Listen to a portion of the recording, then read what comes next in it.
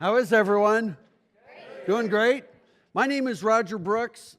I have been here all week since Monday with my wife, Jane. Stand up, Jane. There she is right there.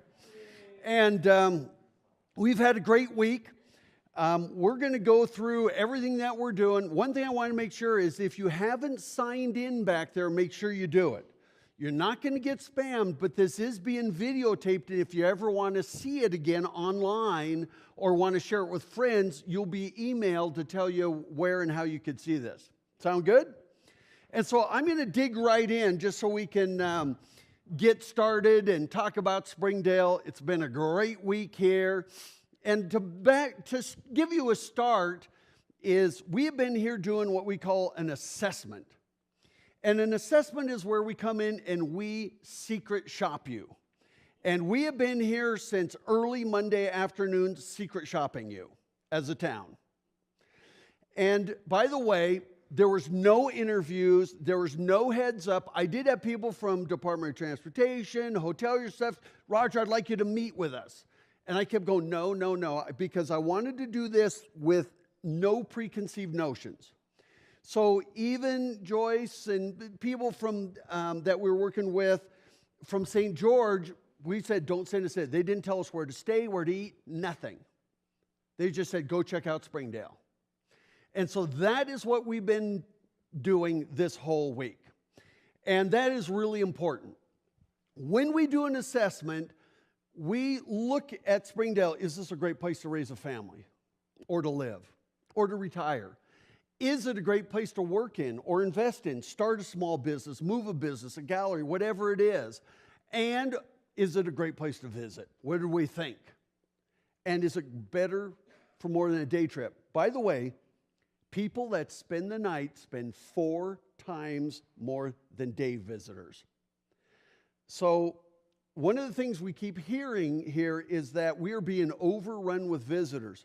Sometimes successful tourism isn't how many people you get, it's how long you get them to stay. We'd rather have you get a third of the visitors and have them stay longer. See what I mean? And so that's what we look at. And then just to give you some background who we are, we have secret shopped 1,500 communities in 45 states, in every Canadian province, in all over Western Europe, Scandinavia. We've been doing this for a long time. And in Utah, we were working in Park City when the Olympics was there. I keynoted at the State Governor's Conference on Tourism last year in Bryce Canyon, the year before in Ogden. And when Vicki Varela came in to the state as the director of Utah State Tourism, I met her because we both sat on the board of the U.S. Travel Association, which is the national association to promote America and create a better experience for its visitors. And she told me about this program she was doing called Rurism, which is rural tourism, obviously.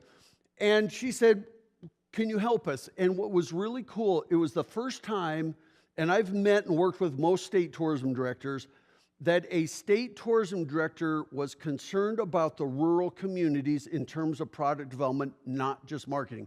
Her job and her staff's job is to market Utah to the world. That's her job. And so she's saying, but if we do that, and we heard this really loud and clear in Springdale, we're sending lots of people here, where's the state in providing the infrastructure we need to handle it, right?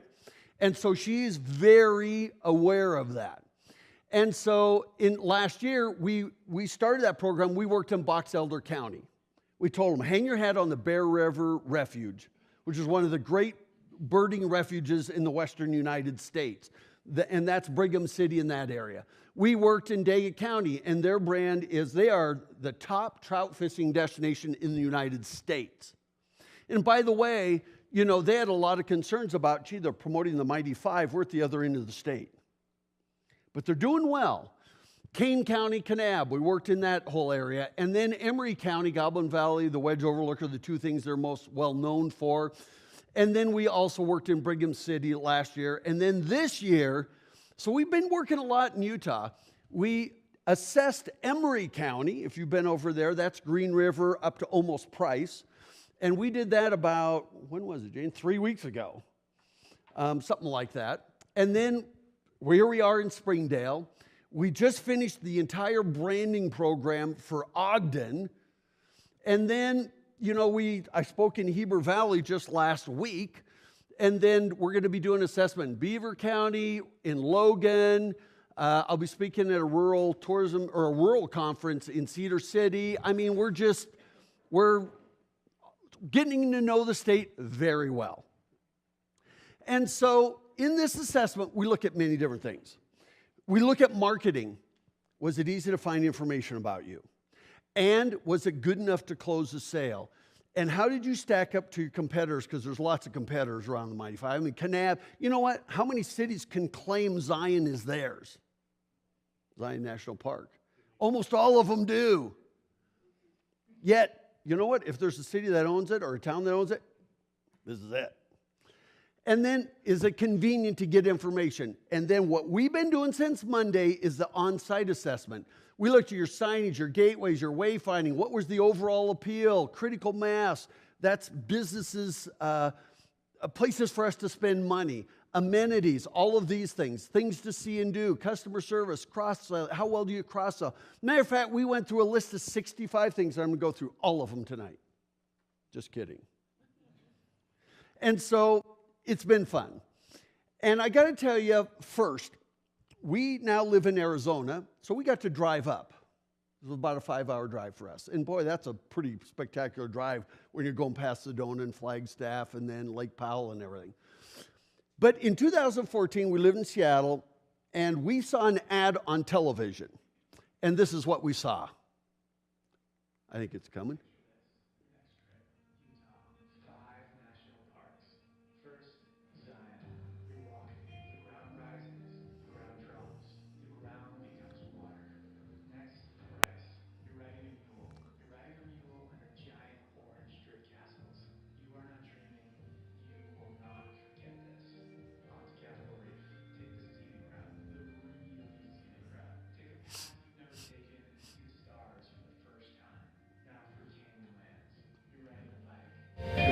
On Mars.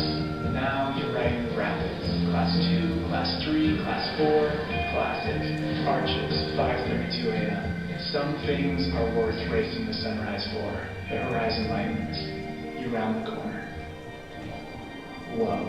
This is Life Elevated. The Mighty Five. 5 iconic parks, 1 epic experience. Plan your trip at visitutah.com. You know, it's the best state marketing campaign in U.S. history. Well, maybe some of you are saying it's not the best. Let's say it this way. It's the most successful in terms of bringing people to Utah. As a matter of fact, it has, as a matter of fact, maybe it's worked too well because I heard that a lot when you're here. But you know what? For decades, Arizona has always been the Grand Canyon state. Well, how do you think the people in Tucson like that 5 hours away? They don't mind it because you know what? It puts Arizona on the map. And then, so when Utah did the Mighty Five, guess what? There was a whole bunch of copycats. You know, Oregon now is promoting the 7 Wonders of Oregon. I mean, South Dakota is doing South Dakota's Grade 8. Everybody's trying to promote their anchor tenants. And it has been very successful. But when we saw that ad, sitting in our house in Seattle, I leaned over to Jane, my wife, and I said, you know what? We should go do a road trip. Because we did the Great American Road Trip over to South Dakota and Mount Rushmore and everything. So we did it. So we actually came down, and we drove from Seattle, and we did come through northern Utah. We went up to Park City, and we made our way down, and it was interesting because we did come to Zion National Park, and we did go walk I think this is the Weeping Wall. So there's Jane a couple years ago. And we even ate lunch here at Amigos. That is Amigos, right? Yeah. And you know what? It didn't register that this was Springdale. And so I want to help fix that for you today. Because when we said we're going to do assessment of Springdale, I went, you know, I went on Google and I said, this place seems awfully familiar. We've been to Zion. We probably went through Springdale. But when we got here, we went, oh my gosh, of course. When we first came in here a couple years ago, we said, this is such a cute town. But it was a day trip. We blew through. See what I mean? And so it was really fun. But that was May a couple years ago. And then we got to come back in October because our nephew and our new niece, Greg and Bethany, got married over in Torrey at Cougar Ridge, and they're right there. Go ahead, stand up, you guys. Woohoo! And they work here in the national park system, in the national monument system. And they live 45 minutes away. I said, you got to come and check it out. So I did that so I could embarrass them, but pretty cool place to have a wedding, don't you think? And so here's what happened. We got here on Monday. We stayed at the Desert Pearl Inn. Now, here's why. Normally, I have an assistant, Becky, and she's been my assistant for 15 years. I travel 250 days a year. I just go wherever Becky sends me. So she said, okay, Roger, you're a Hilton guy. We're going to put you at the Hampton Inn. I said, whoa, whoa, whoa, this is Springdale. I want to check out what they have that's non-chain. And, okay, really. And so I said, this is Springdale. It's a small town. What else is there? And so how we picked this was, number one, its rating on TripAdvisor. Just so you know, TripAdvisor is the most visited travel website on the planet. By far. And, and so it was rated really well there. It was in our price range. We're on your public budget. And number three, it had availability because some of the other ones were already booked up when we made our reservation a couple months ago. And so we did stay there, went in, and the front desk gal was exceptional. And I will talk about that. But when we drove up, I went, whew, looks like we made a good choice. Because you never know till you arrive. Particularly, that's why we tend to stay in franchise properties or chain properties, is because you know what you're going to get. But in this case, it was great, and they've been great hosts. I mean, we got up, when we got there Monday, the sun was going the other way, but Tuesday morning I took this picture, and I sent it to everybody in our office. And they're going, yeah, look at you. Yeah, I mean, they're, jealous. As a matter of fact, Becky, my sister, went to Hawaii yesterday, and go, Hawaii? Ha, you should be in Springdale. And so, pretty spectacular. When we checked in, we walked over to the front desk, and the gal there, first thing she did is, we said, where's a good place to eat? Because we're getting there in the afternoon. We had driven around a little bit. And by the way, we came up through Kanab, so we had to come through the park. Okay? So we got that experience. And our first test was, we're looking for a good place to eat. And she pulled out this list. And I went, uh-oh. Because here's for everybody here, if you're going to hand me a list, then you're not helping me as a customer, because you're trying to be politically correct and, not mention any particular restaurant. In that case, what we do, we write you off and we just use TripAdvisor or Yelp or other sources. But the gal said, she goes, well, let me tell you a few of my personal favorites. So she wasn't saying us as a hotel, and she actually, so you can see the one she highlighted, and she says, these are a few of my favorites, and this is a great list because it told their hours, their days open, their cost, the cuisine, little additional notes. The only thing missing on this, and this goes for everybody here, is remember, most of us are from out of state. We have no idea what your area code is. And it's not on there. It is up at the top? Oh, up to the 435. That's right. Yeah, she wrote it on there. Okay? And so, but that was great. We went, yes, they passed the first test. But before we even checked in, she goes, by the way, we have a great shuttle here. Because we'd seen the shuttle stops. And she explained when it runs, where to go. She showed us a map. She even showed us how we take the shuttle to these. And I thought, excellent.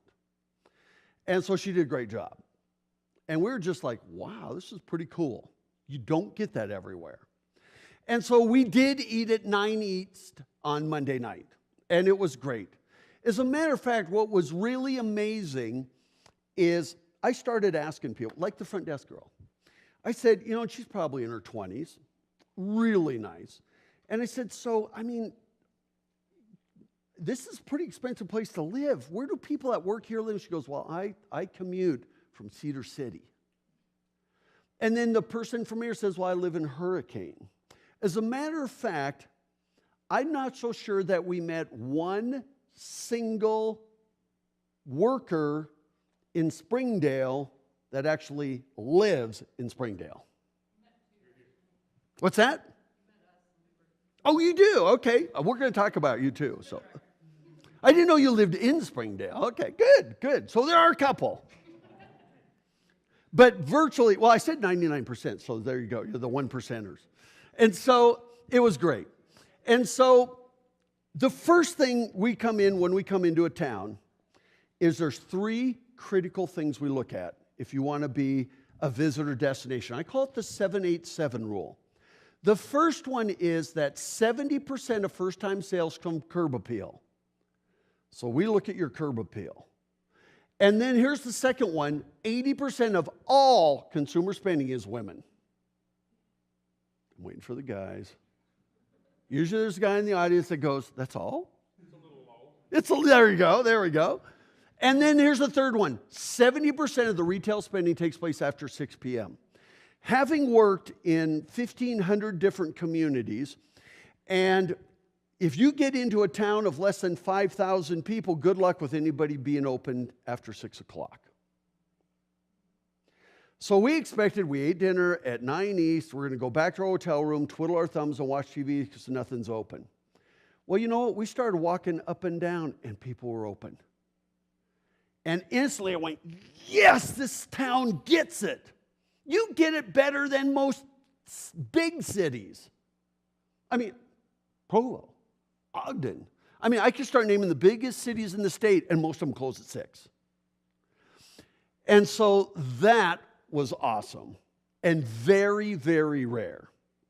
And so when it came to curb appeal, we just went, man, this town, I mean, it's just really amazing when you look at that statistic, and yet you had the curb appeal in spades.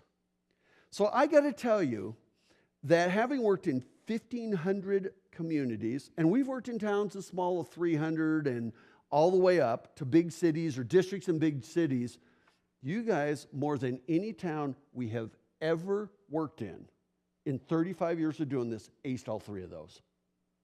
That is awesome. Yeah. So, but one thing we noticed is when we started going into shops and we'd ask people, so if you work here, where do you live? We didn't want to get too personal, where do you live? But we'd ask them, so if you work here, and we'd ask them some questions, say, so how is it being here? And we weren't here even 3 hours before we heard that we're really overrun. I mean, we heard these. We can't handle the influx. We even had, it was amazing that frontline employees would say, we are so concerned about the visitor experience. Excuse me, this is a waitstaff person saying that? Concerned about, I thought that, and it's awesome. I'm not saying it negatively. And they said, we're really afraid we're going to lose our soul. And this, by the way, they didn't offer this. This is when I'm drilling them. They don't know why we're here, but I'm asking them lots of questions. And so they're very concerned about these. They had nothing but praise to say about Springdale. But I'm just telling you, this is what, after I dug in, we knew that there was a challenge. And so this assessment that you're about to see is going to be different. Because I think that Springdale needs to be in charge of its own destiny. And it's hard when you have a federal, national park and a state highway, and you're a small town, and you rely on those to be able to handle it all, right? And so we thought, how could we help Springdale be in charge of their own destiny? And how could we help them maximize the earning potential? Because right now you get 4 million visitors a year, and I'm not so sure that you're really seeing the return on that investment. You know what I mean? And I'm going to get into that. And then how do you hold what you hold so dear as a community without losing your soul? Because we've worked in communities where that has happened. Okay? So I'm taking a different approach than I usually do. And then when it comes to hospitality, and I honestly mean this, I have never said this anywhere else before, the businesses and frontline employees in Springdale are among the very, very best that we have ever experienced. Ever. As a matter of fact, other than some of your shuttle drivers, every single human being that works or lives here that we ran across was absolutely nice, friendly, would bend over backwards to help. I mean, I don't know if they go through some hospitality training, and they are fiercely protective of Springdale. And the other thing that was awesome was how many people of your workers grew up in the area. We were shocked by that. Because in most rural communities, you know the way it is, the second I graduate from high school, I'm blowing this town. But not here. It was awesome. I mean, that right there is something I will use. I'm going to use you as the example, and I speak at about 100 events a year. I'm going to talk about Springdale, Utah, because your people are genuine. Now, we've met nice people in Park City, but for here, it just seems to be so authentic. You know what I mean? They're just genuinely nice people that want to help. And when they say thank you, they actually mean it. You know the difference when you walk in some place and go, thank you. It was different. And that was important. And so, we got up the very next morning and decided where we're going to go eat breakfast.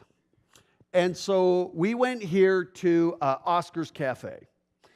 But we looked at the curb appeal. I mean, just look at the curb appeal. We've got pots out there. We've got benches out there. We got great art out there. I mean, look at this little B&B. I just went, oh my gosh, it's so scenic. When it comes to the curb appeal, everywhere you went, I'm going to show the lazy lizard everywhere I go of how to extend window displays to exterior spaces. I mean, it's just everywhere we went, it was just exceptional. And so once again, when you do those, you pass that with flying colors, and we just think that is really awesome. Okay? So, the business community, for the most part, are setting the gold standard for everyone else in Utah and beyond. We could see no fault with your retailers. And we didn't go in every single one of them, but we probably went in 50, 60% of them. I mean, they were just exceptional. And so we thought that was terrific. And then, as a town, architectural standards we loved. I mean, even where you have a Holiday Inn Express and a Hampton Inn, they fit the architecture. It fits. They're not high. They're not, we thought, you know what? They look terrific. And then the maintenance of your parks and public spaces, making Springdale a great place to live, have business, and visits. So hats off to your business community and the town.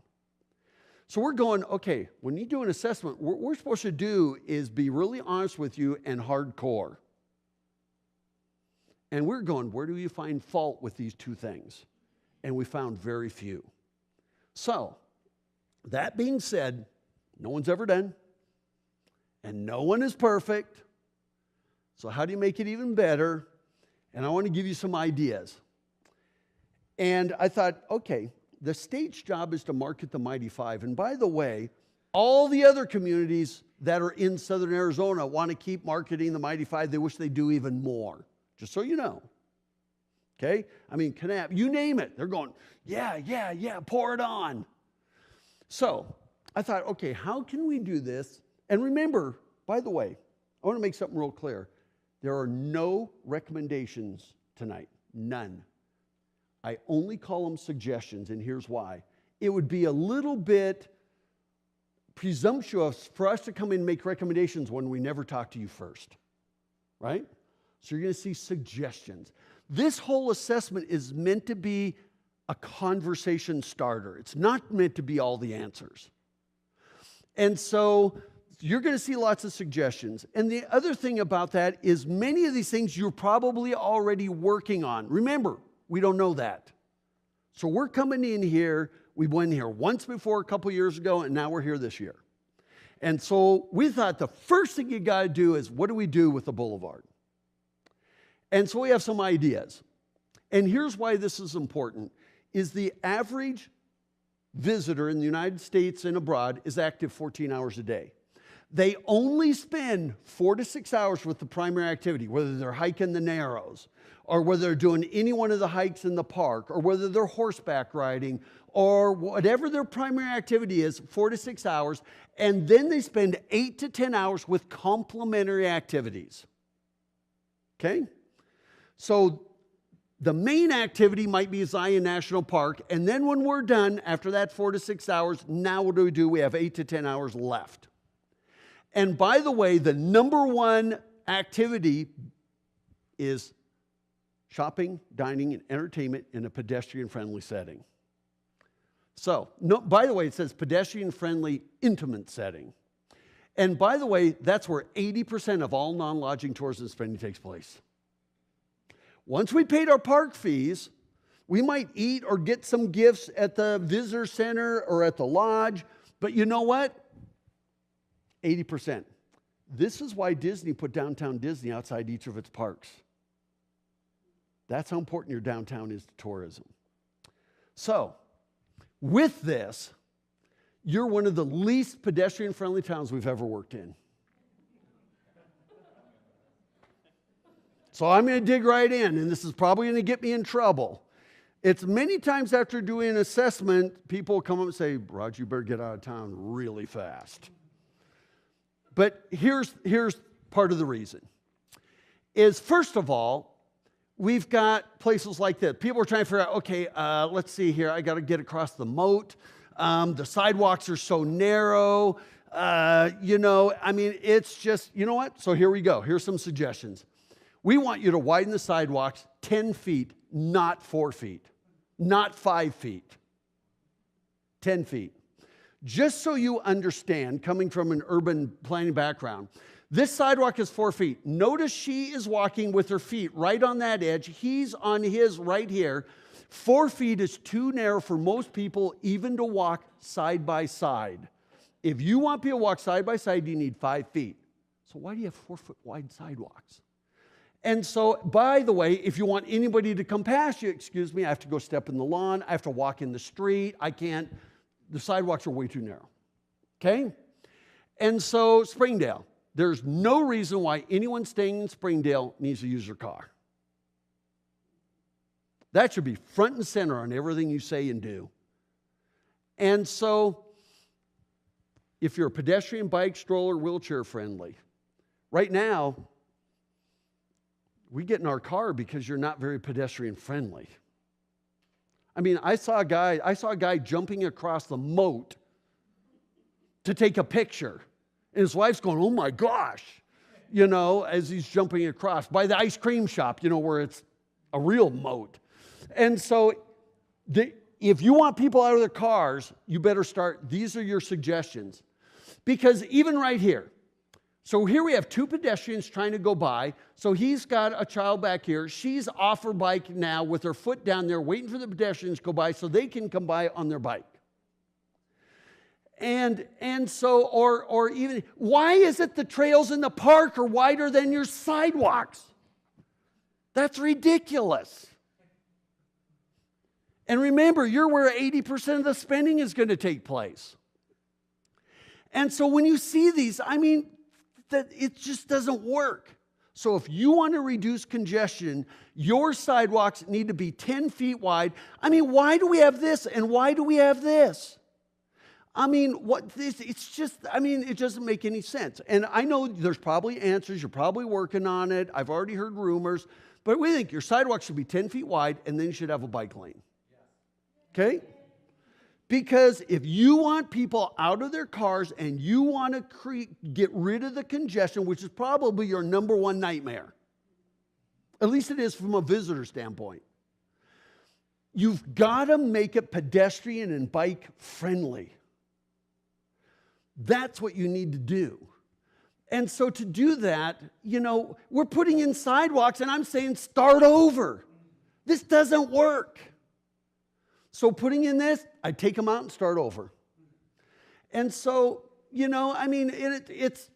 got to tell you, it's pretty sad anyway. And so everywhere I went, I go, nope. so here's Jane. She's walking over in the dirt because, the sidewalk's all broken up here. So if you do this bike lane, it can work. You don't have to make your streets wider at all. Here's brand new sidewalks put in, and I'm going, tear them out. Wrong. Done wrong. Looks like they were just poured. Done totally wrong. And so, by the way, so it might be 5 feet here, and then it goes down to 4 feet. What have you done? You haven't served any purpose. And so, I'm being harsh, aren't I? But, your sidewalk should be clear out here. Your curb should be out here, 10 feet. I want you to think about human beings, not infrastructure, storm drainage, all the other things that get in the way. Think about people. That's what this has to be about, is people. And if you do that, people want to be on foot. They want to walk places. You have a very walkable, this is where I saw somebody jumping over the moat.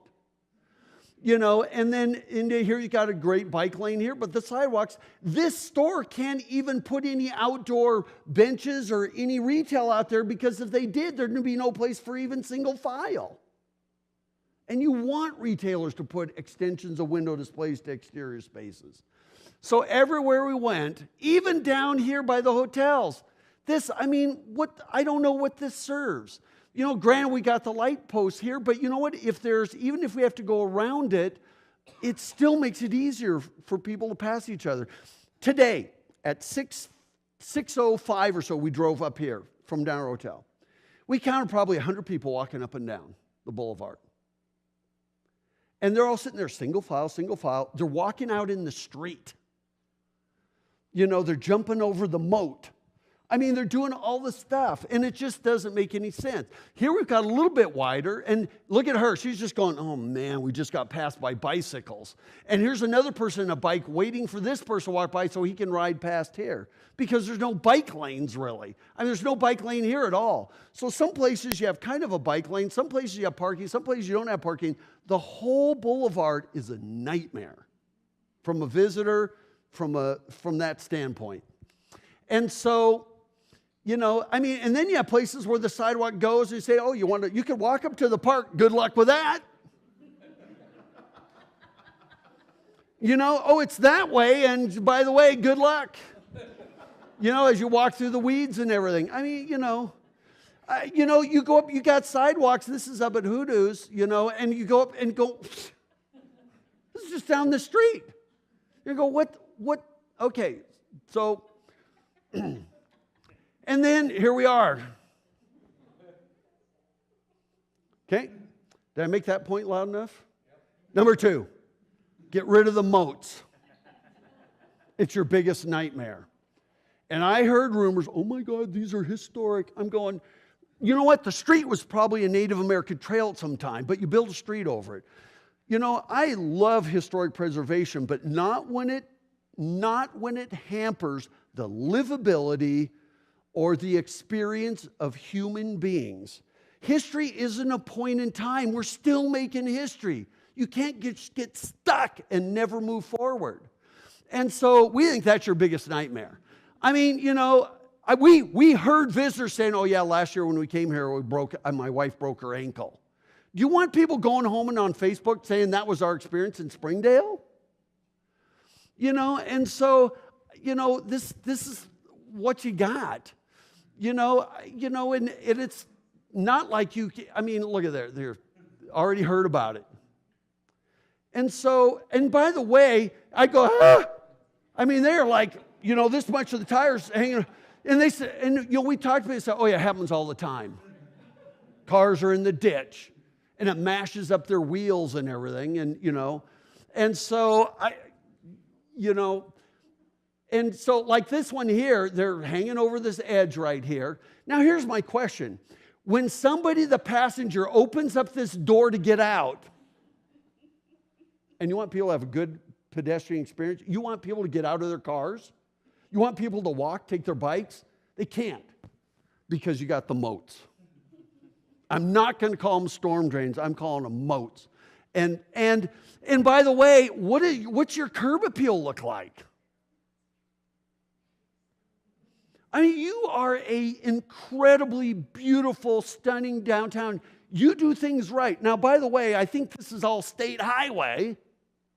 So somewhere they need to be at the table. And so when we see this stuff, and by the way, we covered some of the historic moats, but we have others. And by the way, we have parking here, but we don't have parking here. And I mean, nothing seems to really make any sense. And we like the way we use these drain tiles to try to at least create a way to get in here. Although this one here, once you get over this, you still have another 4-inch curb, you know. And so the whole thing was just a nightmare. By the way, just so you know, moats came around in medieval time to keep people out.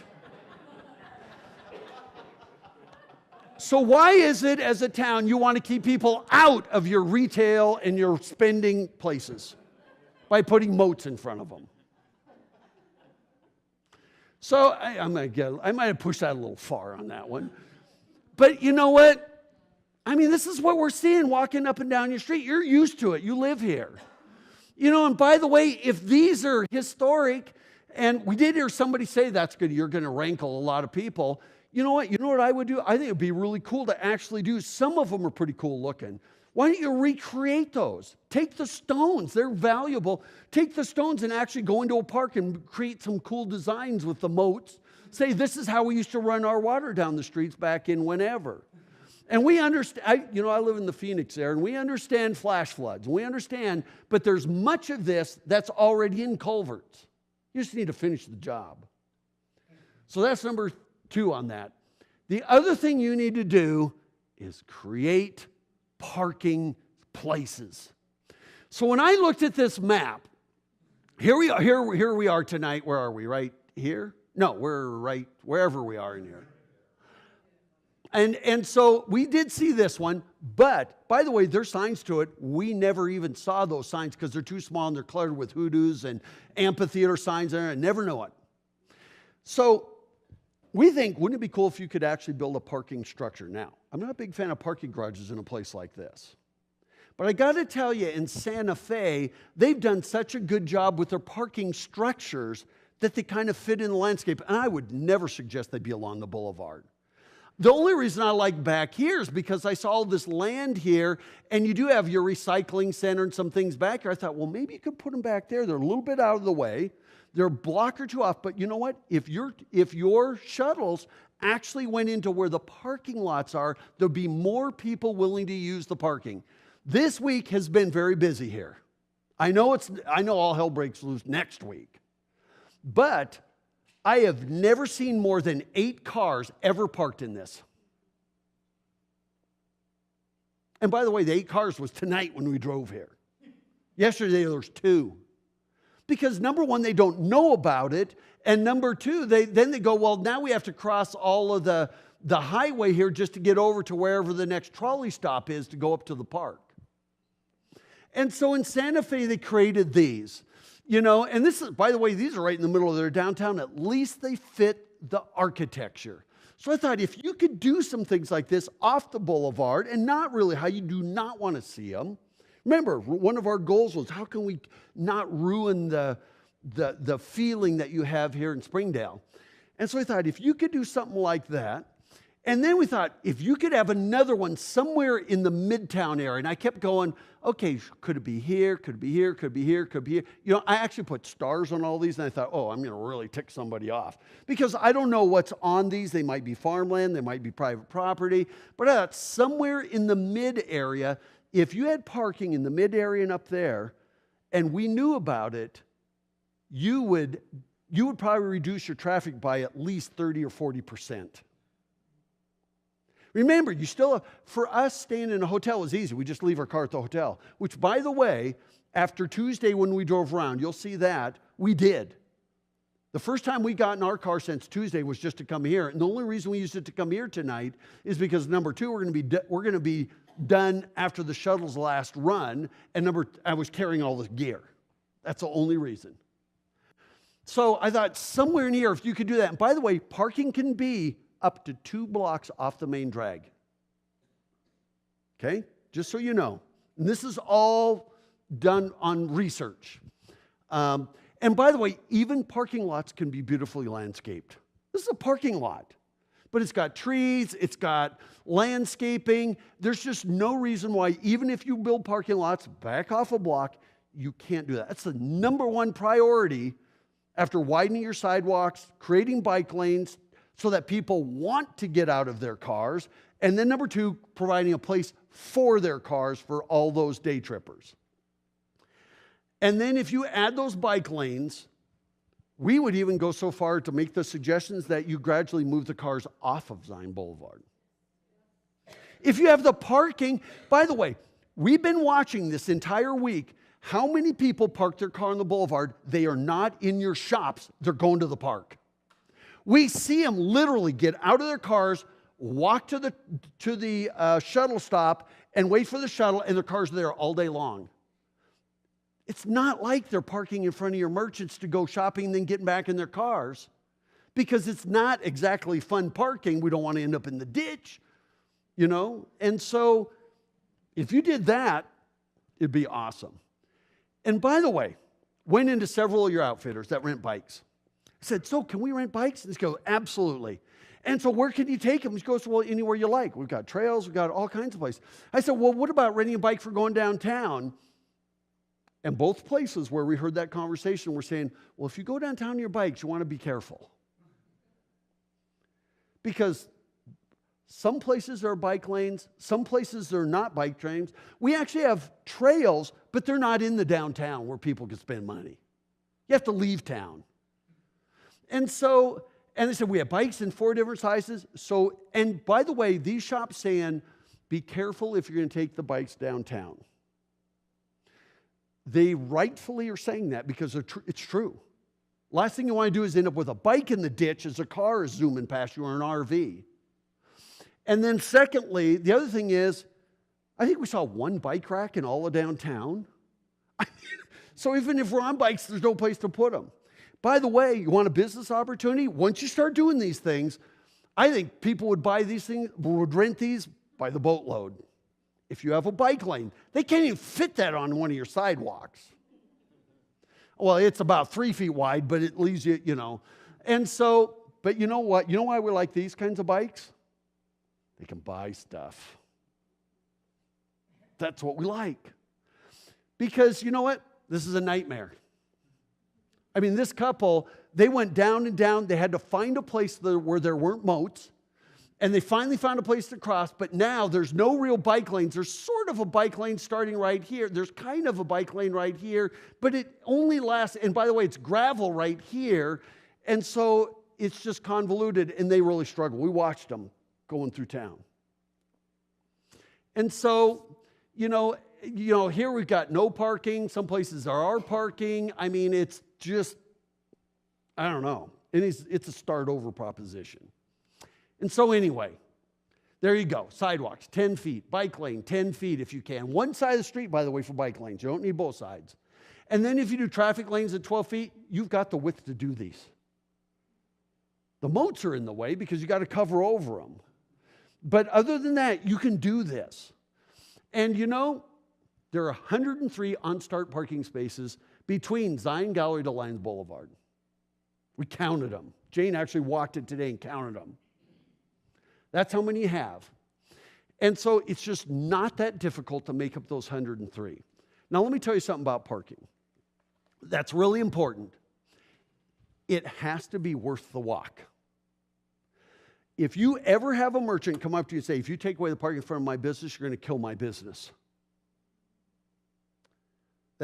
Here's your response. Are you telling me your business isn't worth walking a block for? Shut them up just like that. Because I'll give you a good statistic. The average person who goes to Walmart parks at least 140 feet away from the front door. 140 feet, okay? They have no problem parking 140 feet away, walking to the front of the store, and then walking all the way to the back to buy a Blu-ray or a DVD. They just walk 2 blocks.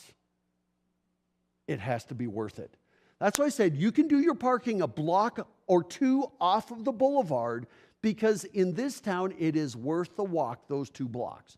And if you have your shuttles go to these parking lots to pick people up right there like they do at Disney, then there are no arguments. There is no reason why somebody needs to be in a car to visit this park or the town. No reason. So, there's the other one. What is with you? I mean, we see this every 10 minutes. He just walked across, she's just walking across. I can't even imagine what's going to happen next week. I mean, why is this? Look at this is nobody's going to go walk half a mile to find a crosswalk. I mean, you've got one up here at this end, and even that, is marginal. So here's the other thing I want you to do with crosswalks. I want you to make them decorative. This is a thing called street print. These are not paver stones. This is embossed into the asphalt, and it's got a special kind of dye. It's not paint. This will last 20 years. You can even do snow removal over it. It's a decorative crosswalk, and when they're decorative like that, by the way, you could have any design you want. Can you imagine if you did bike lanes and you actually, I wouldn't do them this green, I would kind of fit in, maybe they're red rock here, you know what I mean? But what you do is you can even color your bike lanes to make sure that people understand they're bike lanes. I mean, you could do whatever design. All of this is embossed. These are not paver stones. It's all embossed. And so whatever design you want. You know what? I saw this one. I thought, you could do the red rock, kind of that look. You know what I mean? You could have your crosswalks look like whatever you want. We saw up in Banff, Alberta, their crosswalks look like bear tracks because they have all the wildlife there. But you need to do these like every block. And if you're going to, I heard a rumor that the streets are going to be torn up. Okay? Well, they're already torn up, but I heard they're going to be redeveloped. Do we have Rick? Do we have from Transportation UDOT here? Yay. Are you Rick or Chris? Hey, Chris, thanks for coming out. So yesterday, I called Vicki Varela, your state tourism director. She's a good friend of mine. And I said, Vicki, we got a challenge here. Because Springdale has a nice problem. They have too much business. But what they see is the state just keeps piling on, and the other sides of the state aren't there to help them accommodate what we're sending them. Okay? And so I know that, so Chris, there's some, and by the way, remember, this is an assessment. I have not talked to Chris. He volunteered. He said, if you want, I can call this afternoon. I said, no, I want to keep this just unadulterated. So I know that UDOT is working on the streets. Is that happening? When is that happening? We're working on the design process right now. Okay. Construction will start in Rockville in January 2017, but the reconstruct for Springdale should be the fall or the spring 2017. Okay. And so what I did is, and Rick told me that, and so I called up Vicki and said, Vicki, here's a problem that all states have. Vicki said yesterday, by the way, I talked to her for a long time, and you're the only town in this state that I've called while I was here and said, I need your ear. And I said, she goes, Roger, my toolkit with the state is marketing. She goes, I work in the marketing silo, UDOT works in their silo, and then, every state department works in their silo, right? And I said, so Vicki, did you know that UDOT is going to be tearing up the streets, and that does affect your marketing? That's going to make it even worse. She goes, I'm glad to know that. See what I mean? And it's too bad that I'm from the outside, I have to do that. But she gets in a very fine line. If she starts treading on UDOT's toes, they're not going to be very happy about some other department telling her what to do. Or, do you get where I'm coming from here?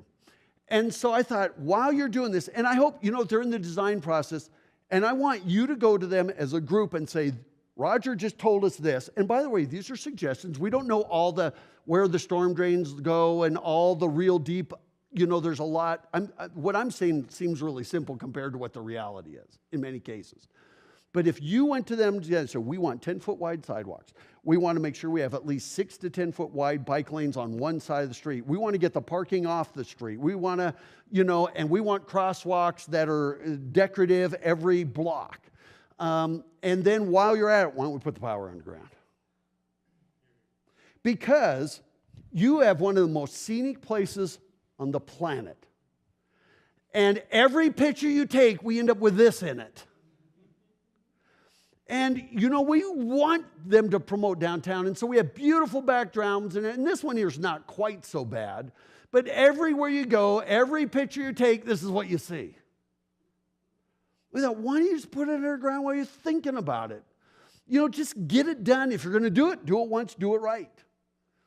And so, this is what you see. So I thought, you know what? If you're going to make a mess, go for it. By the way, we've worked in many other towns that are on state parklands. I'll give you one. We worked in Gatlinburg, Tennessee. It is the same distance from the park entrance that you are from the park entrance. And by the way, you have 4 million visitors a year. They have 13 million. Most visited national park in the system. Yet Gatlinburg, 4 years ago, put all the power underground. They put in wider sidewalks. They narrowed down their lanes, and they had bike lanes. It was a nightmare for 18 months, and now they're going, thank goodness the nightmare's over. Their retail sales and everything have almost doubled. So, next thing, develop a wayfinding system. Wayfinding are directional signs. And you know what? This was my biggest pet peeve. When you go to the national park, parking is full, Zion parking full, park in town, thanks a lot. Where? Where am I supposed to park in town? So and I know this isn't the fact, but it seems to a visitor that the national park is trying to pawn people off on downtown to find parking because we don't have it. That's not the case, and I understand. And by the way, as a town, I think you want people to park in town because once people get out of their cars, 4 times greater chance of getting them to spend money. So you want it in your downtown. But right now, when the park puts up these signs, like this one flips up, so we say, okay, we're going to park in Springdale. You come in Springdale, good luck with that. You end up in Virgin. You know what I mean? And by the way, this is at the other end of town. I went and said, so did this one flip up? This is permanent. It's permanent. So apparently 365 days a year, it's full, 10 a.m. to 3 p.m. I went behind the sign. They're bolted in. There's no flip up there. So you got a major issue. And this sign, you just miss.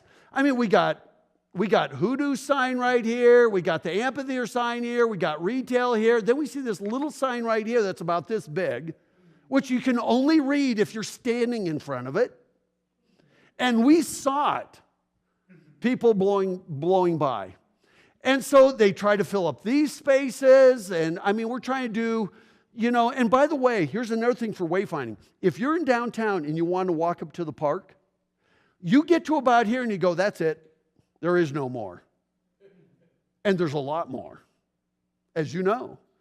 But why would anybody go around that corner? There's no signs that says, by the way, there's more to explore ahead 100 yards. Nothing. It's the same at the other end. You go to the Shell station, figure, that's it, we're done. And you're missing some of the best stuff at both ends. That's wayfinding signage. And so, and here you go. Once again, now we're into residential area. Why should I keep walking? We're out of the commercial area. We're in a residential zone. This is why you need wayfinding. It's vehicular signage to your amenities. It tells you where your attractions are. Trail markers and access points, which, by the way, they do great in the park. As a town, you don't.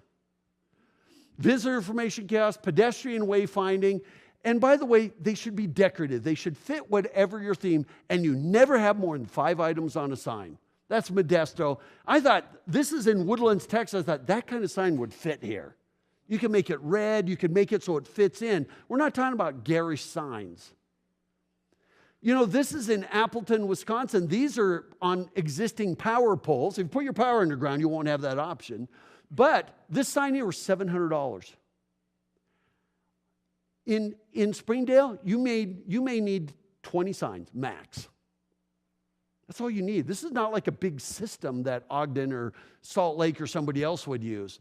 And that was, you know, those are like $750 or whatever. By the way, and they put up 18 of those, and the retail sales service went up by nearly 20%, just adding signs. Now, I don't want to hear anybody say, well, everybody has navigation systems. We put in navigation systems, things that we already know exist. We just have to find them. These tell us what you have that we didn't even know you had. It educates your frontline employees as well as your visitors. You know, even having little pedestrian signs downtown, you don't need to do this because you're one street wide. But you know, you do have a few shops that are off the street. Nobody knows about them. And so, I mean, Disney, they're the great example. And so look at that. It plays a role in your branding efforts. You want them to look. For you, you have such a great arts community. You have probably the best arts community in Utah that I've seen. You know what? Park City, okay, they've got a lot of nice galleries and everything, but I think what you have here is, I like it better. Number one, it's almost all local, which is really cool. But it plays a role in your branding efforts. You should look like what you're trying to put out there. It's a major component in your marketing efforts. It reinforces the positive experience. Like right now, our parking's full, park in town, and then you just dump us in town and go, good luck with that. Increases spending locally, educates visitors, locals, there it is, builds community pride, and it's as much a science as art. This is not a public works project. And by the way, you need a pedestrian wayfinding. If we're on foot, how much further is it to the park entrance or back to the Holiday Inn or wherever we're staying? And even here, the park does a great job. Services, restrooms, look at that. There's the entrance right here. Now, there was one little challenge with this. And by the way, these are great. There's no reason why the town can't mimic what the national park is doing. And so, get the state, the county, National Park Service, town together and create a task force to get some wayfinding and your parking garages. When it comes to parking structures, we think it needs to be a partnership between the town, the state, and the National Park Service. It should not be a town-alone responsibility. Okay? Somebody said, oh, the town is supposed to pay for these. By the way, parking does not have to be free. Okay? It has to be consistent, and it has to be worth it. So, you know, when you see signs like this, we miss these. We miss these except when we're walking around. By the way, it just says Canyon Community Center, the library, town park. There's no arrows or anything, so we thought it was right behind the sign. You know, we have Narrows Outfitting. And so when you're in a vehicle, you don't see them. So that's why you need to do wayfinding. And then you need to fix the existing parking challenges. So we did find this by accident.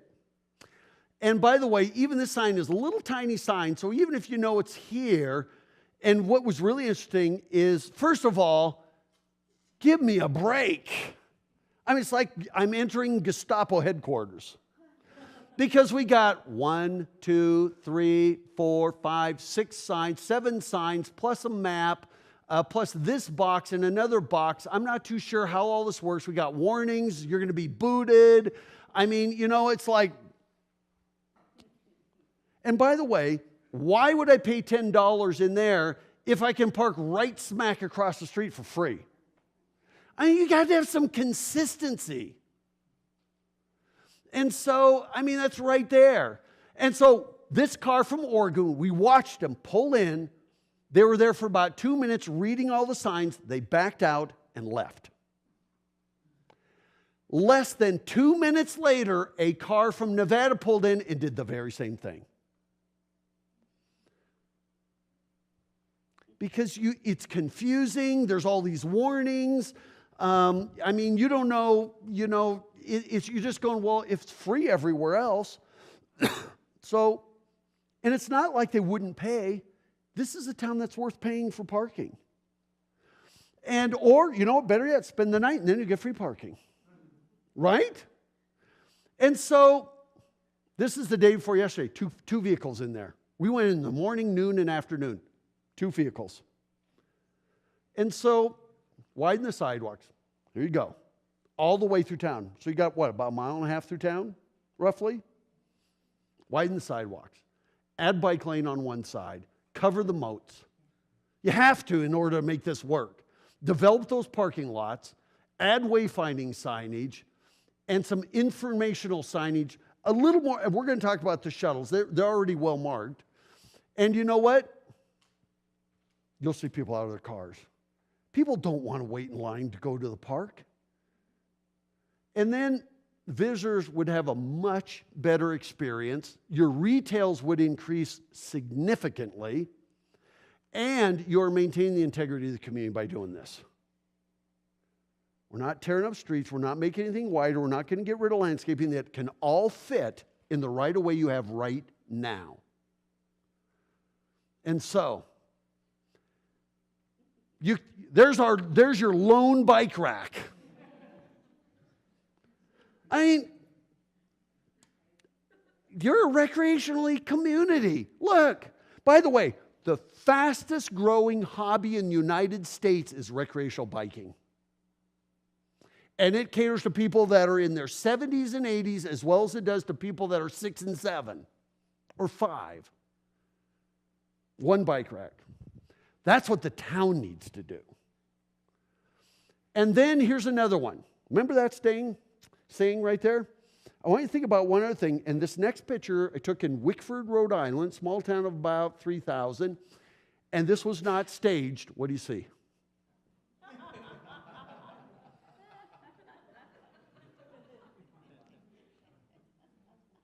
Okay? I have 2 words for you. Think benches. You have really, at the shuttle stops, you have seating, little seating areas. But do you think there's any place for people to sit? You should have 60 to 100 benches in your downtown. And by the way, all the benches should always be at the business facade facing out. Never at the curb facing in, never facing each other. Think about benches. Think about front porches where we put rocking chairs. We put swings. We may never ever sit in that rocking chair or front porch, but you know what it does? It says our home is welcome. It's the same with these. You know, we're talking $70 benches you can buy at Home Depot or Lowe's or somewhere. And so, benches. And you put a pot on each end to make it inviting. Of course, you need wide sidewalks to be able to do this. That's what you need to do. Here's number 19. You need low, moderate income housing for your workforce. Let me explain this, because we're not talking about low income housing. Look at this. I would bet in retail, about 50% of the sale price is the cost of the merchandise. I mean, it's less than that in grocery stores. It might be more for some of you in the retail business. But I would bet that probably 95+% of the goods you sell here, you buying from somewhere else, right? So the cost of those goods is going outside the community, okay? I'll bet you that a lot of your retail businesses, do you have a lot of absentee owners? So when the retailer pays their rent, it's going to somebody in a different city? I don't know. But you know what? Here's the big deal. I would venture to guess that right now today, that you probably have 1,500 people working in this town. I started adding up what the average hotel would have, what the average retailer would have in employees. And every single person we asked said, oh, we live in Hurricane, we live in Virgin, we live in Cedar City, we live in St. George. And they started naming off Apple Valley. They started naming off all these other towns. And they would say, the young people would say, oh yeah, what we do is we carpool. Or we rent a house somewhere and we have like 6 or 7 workers in there. But here's the deal. The tens of millions or hundreds of millions of dollars that are being spent in Springdale, guess what? Those employees get their paychecks, they head to Cedar City or St. George or wherever they're going.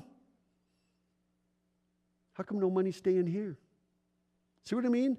Are you seeing the financial benefit of the 4 million visitors you're getting? No wonder there's complaints. I went to the billboard, I went to the reader board right outside the post office and read the entire 4-page editorial that somebody wrote. And you know what? I come from tourism, and I really agreed. And so the challenge is, if you can get people to actually live here, maybe you could keep some of that money here. And so when we talk about low to moderate income housing, this is not, by the way, low mod income, it's a housing and urban development. It's a federal program. And the housing is decent. It is nice, as a matter of fact. And here's how it works. It's, first of all, when a developer wants to build first of all, to live in these, you have to be gainfully employed. If you're unemployed, you cannot stay here. This is not low-income housing. You have to be employed. If you lose your job, you're asked to leave within 90 days. This is not low-income housing. It's low to moderate income housing. What happens is, how this works is a developer will say, you know what, by the way, we've done this because I came from the resort industry. They will say, the way it works with housing and urban development is a developer will come in and build it. Then they turn it over to a housing authority, which might be Washington County. Who knows? I don't know what. Remember, I've been here for a whole 4 days. Okay, 3 days, or Monday, Tuesday, Wednesday, Thursday, 4 days. And so the developer, what's in it for them, because they don't own it, they don't run it, they get 15% over the cost to build it. That's it. They're in it for the 15%, that's it. That's why you can keep the rents down and make it low to moderate income housing. Because you know what? Part of your congestion problem are people commuting to and from work. And by the way, they don't really like it, even though it's a beautiful drive. We drove down to Virgin. We didn't go all the way to Hurricane. But we did drive down there, and it's a beautiful drive. But you know what? We even saw that get congested. So not even they're having a good experience. And so, leakage. That's when people earn money here and they spend it somewhere else. You probably have more leakage than any town in the state of Utah. So, the other thing that we did, coming from the resort industry, and by the way, I helped develop Whistler. I was on the development team for Whistler Resort, Copper Mountain Resort, Colorado. First 10 years of my career were in resort development. In Whistler, we had a real problem retaining employees. Sound familiar? So you know what we did? We worked with universities in hospitality programs. And we took a page right out of the LDS missionary program, where if you go into Temple Square, you will see all the sister missionaries. They all wear these badges that tell their name and have a flag of the country they're from. That is how we staffed Whistler Resort, Hilton Head Island, Copper Mountain Resort, Colorado. We followed that model. And we had internships. They'd come in, and by the way, they're paid interns. So they're getting paid what anybody else. And they're working in the hospitality industry. And most of these internships are 6 months to a year. So it's not like you have somebody for 6 weeks and then they're gone. And so that was our Monday. How do we do for a Monday? Whew. We had to figure all that out. So the next morning, we got up. Okay? So we went to bed that night, thinking about all this stuff. And then the next morning we got up, looked at TripAdvisors, went to Oscars. We walked. Now our car's parked for the most part. There's one more little road trip we're going to do. Went to Oscars. It was great. And so I'm going to take you down a little side trip, because there's 2 things I want you to do. I want you to create a brochure that is the very best of Springdale and Zion National Park. I want you to create your own brochure. This is not Washington County. This is not St. George. This is your own. You need to promote your anchor tenants, just like the state is promoting their anchor tenants. You saw that. Oregon, the 7 Wonders, the Grade 8. I mean, and here's what you do. And I'm going to show you one example. This is Alpena, Michigan. By the way, this population is 10,000, but they don't have as many retailers as you do. They did this little brochure right here. Best restaurants, retail, and activities. As a matter of fact, they used a quote from me in their brochure. This is the physical brochure. And so what they're doing is, I want you to promote your very best retail shops, restaurants, and activities. And there's some criteria, and I'm going to show you that criteria.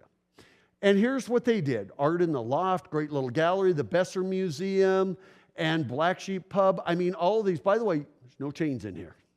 Okay?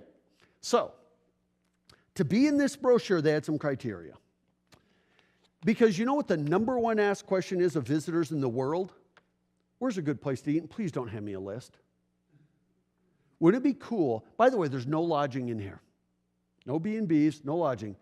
Because they typically won't hand this out if you're promoting their competitors.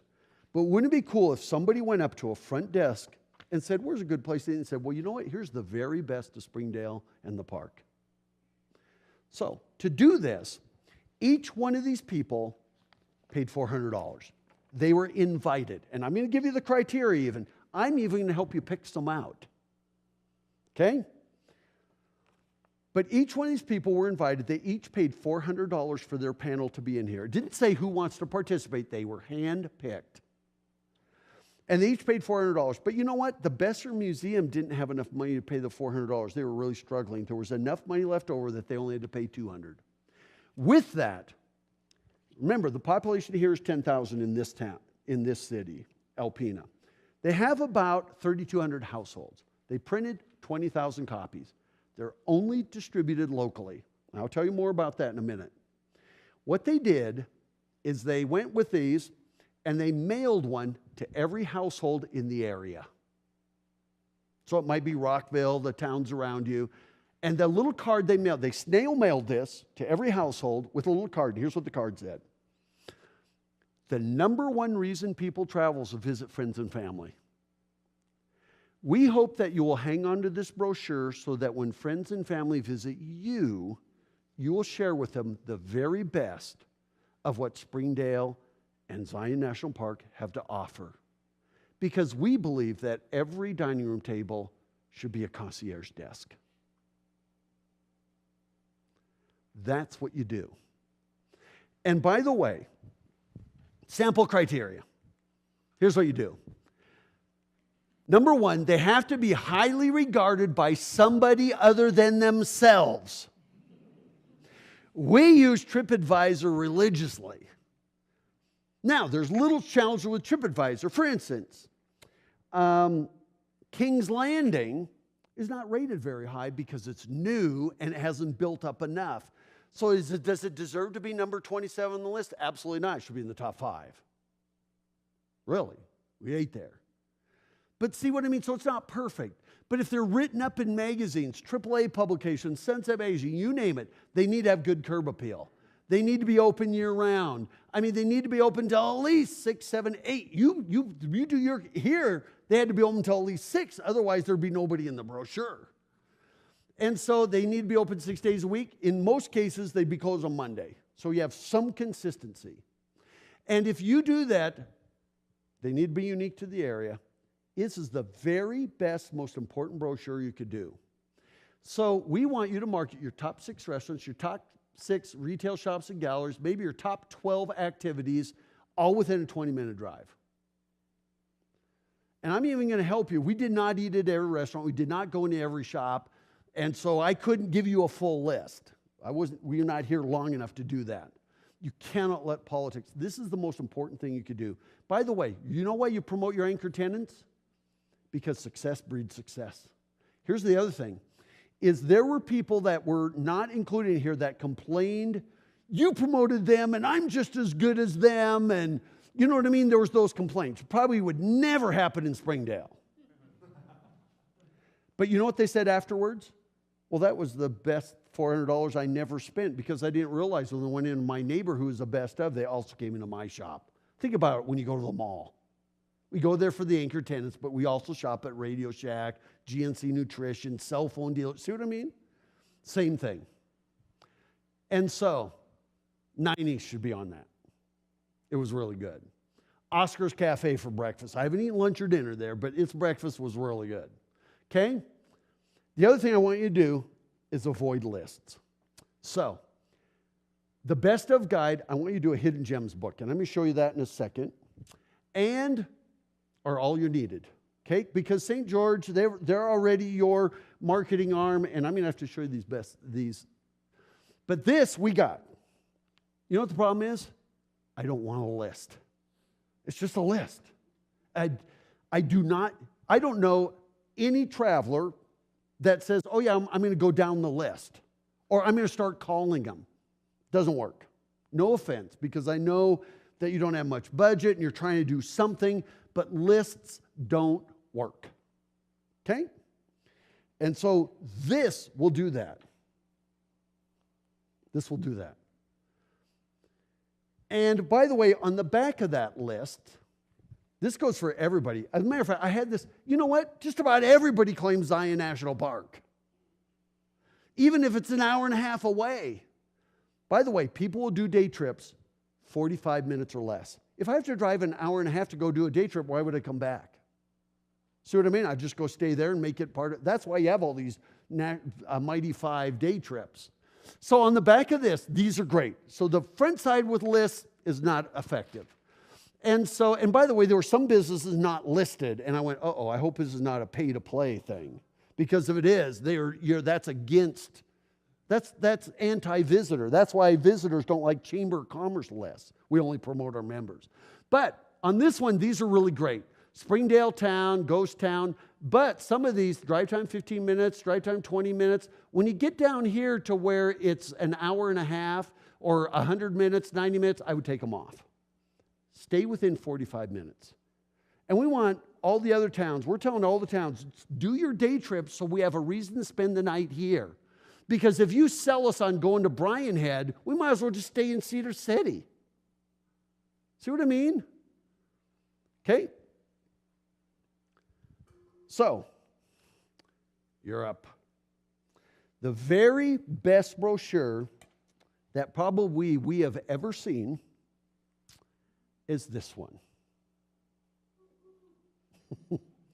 So we walked into Zion Guru. First of all, I didn't even know what Zion Guru was. We'll get to that. We walked in there, and she handed it. What's your name? What's that? Lizette. Okay, we met Lizette. We met both of you.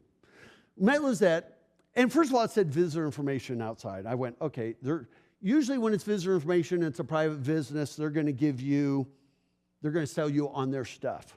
She didn't. We walked in there, and she handed us this brochure right here. I'm holding it in my hand. By the way, think we used it? I mean, as a matter of fact, we're coming back to get a couple more because we worked this one to death. This is one of the best brochures, having worked in this industry for 35 years, we've ever seen. Because what they did was pretty cool. It gives you the basics.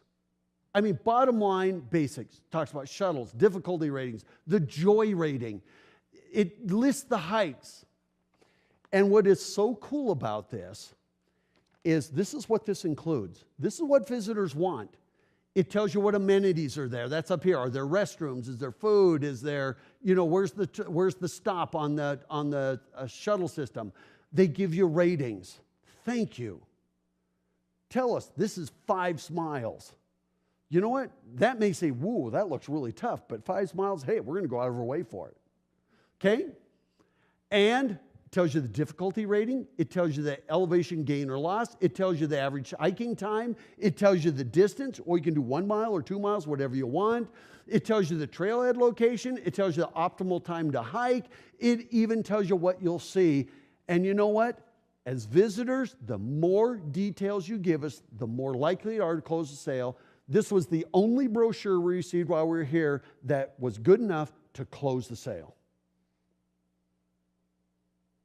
Because otherwise, you know what? The average visitor goes to 27 websites to try to plan a trip. For your hikes, I didn't have to go to any. This brochure did it. This is the model that everybody should be using. So congrats, you guys, for doing that. I mean, it is really a good piece. And you know what? Some of you might not agree with their smile ratings. It doesn't matter. It gives us a guide to go by. And some of them we saw, we thought, whoa, the narrow zone, we're going to go hike it. And then we started reading it. Jane's going, no way. And we'll get to that. But it was fantastic.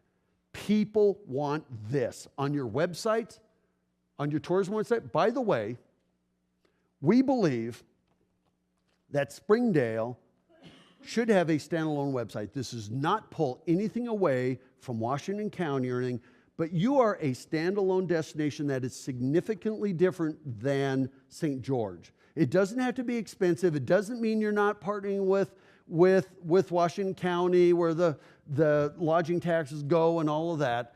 But you know what? You know what I saw here as a potential? I mean, why is it we came here 2 years ago and we barely remembered you? But you know what? Have you ever heard of Jackson Hole, Wyoming? Park City? I mean, I'm not saying you want to be those places, but I'm telling you that you know what? I'll give you a good example. Jackson, Wyoming. By the way, it is Jackson. Jackson Hole is actually the ski area. Population 10,000. Okay? So much bigger. And I'm not saying you want to be Jackson. But you know what the most asked question is in West Yellowstone, Montana? At the visitor center, at both the National Park Visitor Center and the local center. The most asked question is, which is the way to Jackson Hole? And they'll say, well, go down Highway 26 in Idaho and hop over the Teton Pass in Driggs or Victorville, and you'll be right there. And then the next question will be, well, is there a way we could get our picture taken at Old Faithful, then come back out and get down there? You know what? It is the fourth largest arts community in the United States. And guess what else? It is a bigger attraction than Yellowstone and Grand Teton National Park combined. I believe that Springdale should work to become its own standalone destination. Because what happens when you have the next government shutdown? Right? And the park's closed. What happens if the national park has to be closed for any kind of other national disaster? What would happen to you in 6 months? But in Gatlinburg, it's now a bigger destination than the Smoky Mountains. Okay? And so is Jackson, Wyoming. Wouldn't that be cool for you? And I'm not saying you need to have 4 million people coming just for you.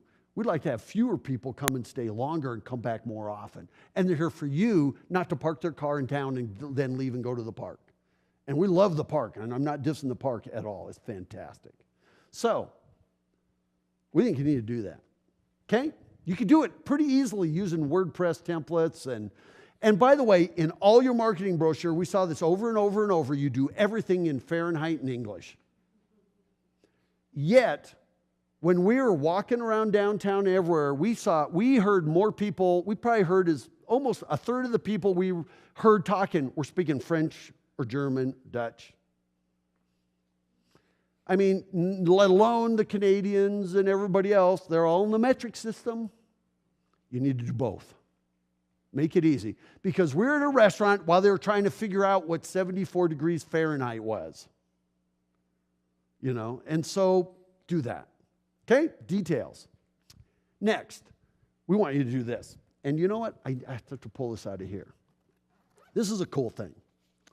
This is a business opportunity for somebody. We're working in a little place called Door County, Wisconsin. And a local guy, actually is a contractor, wrote this little book. I'll bet you if there's a place with hidden gems, you would have it. Look at what he wrote. Our favorite Sunday morning starts with breakfast at the White Gull Inn on Main Street in Fish Creek. Splurge on a slice of their famous Door County berry sour cream coffee cake, sold. Then take a much-needed stroll down Cottage Row. From the White Gull Inn, follow Main Street to Cottage Row and turn right. The walk will take you north along a row of shoreline cottages about a mile before it turns up the steep bluff.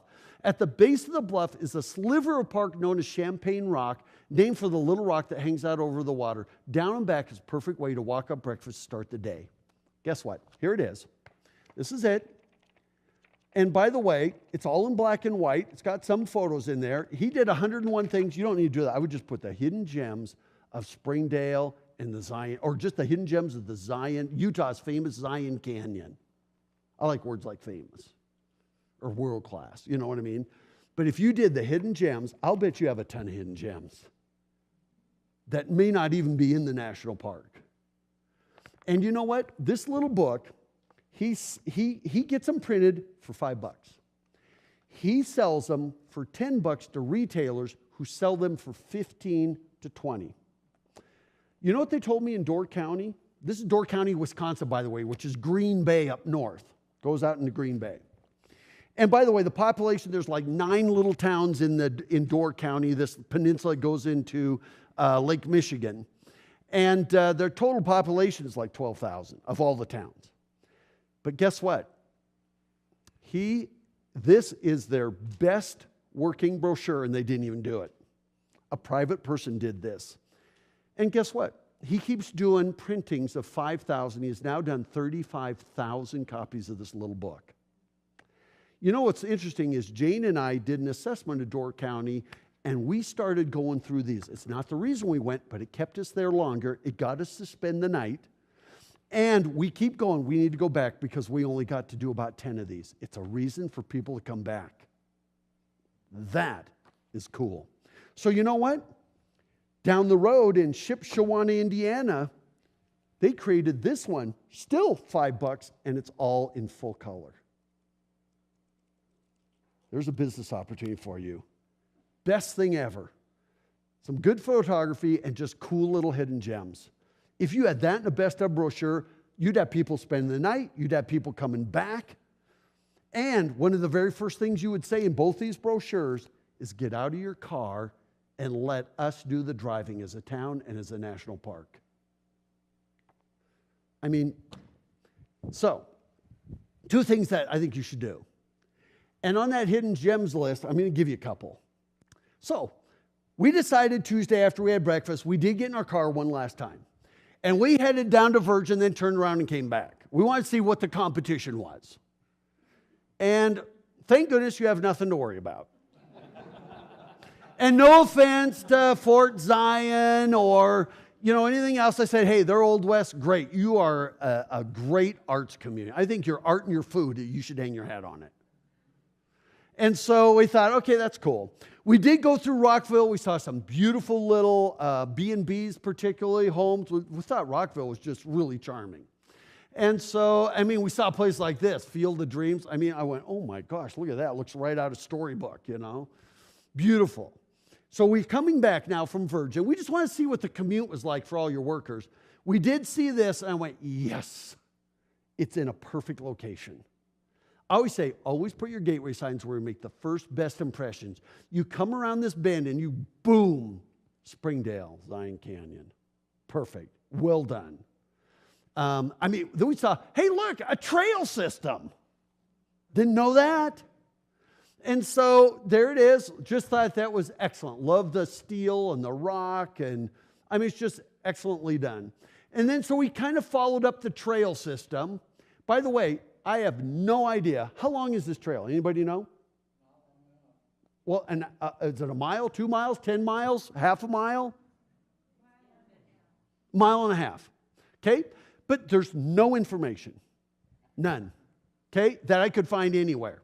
So we did see this pull-off here. I went, my gosh, here's a perfect place to put a visitor information kiosk and some information about the trail system and even about Springdale. All those people coming from Vegas and coming up that way, right? So we thought, yeah, they should go build a visitor information kiosk.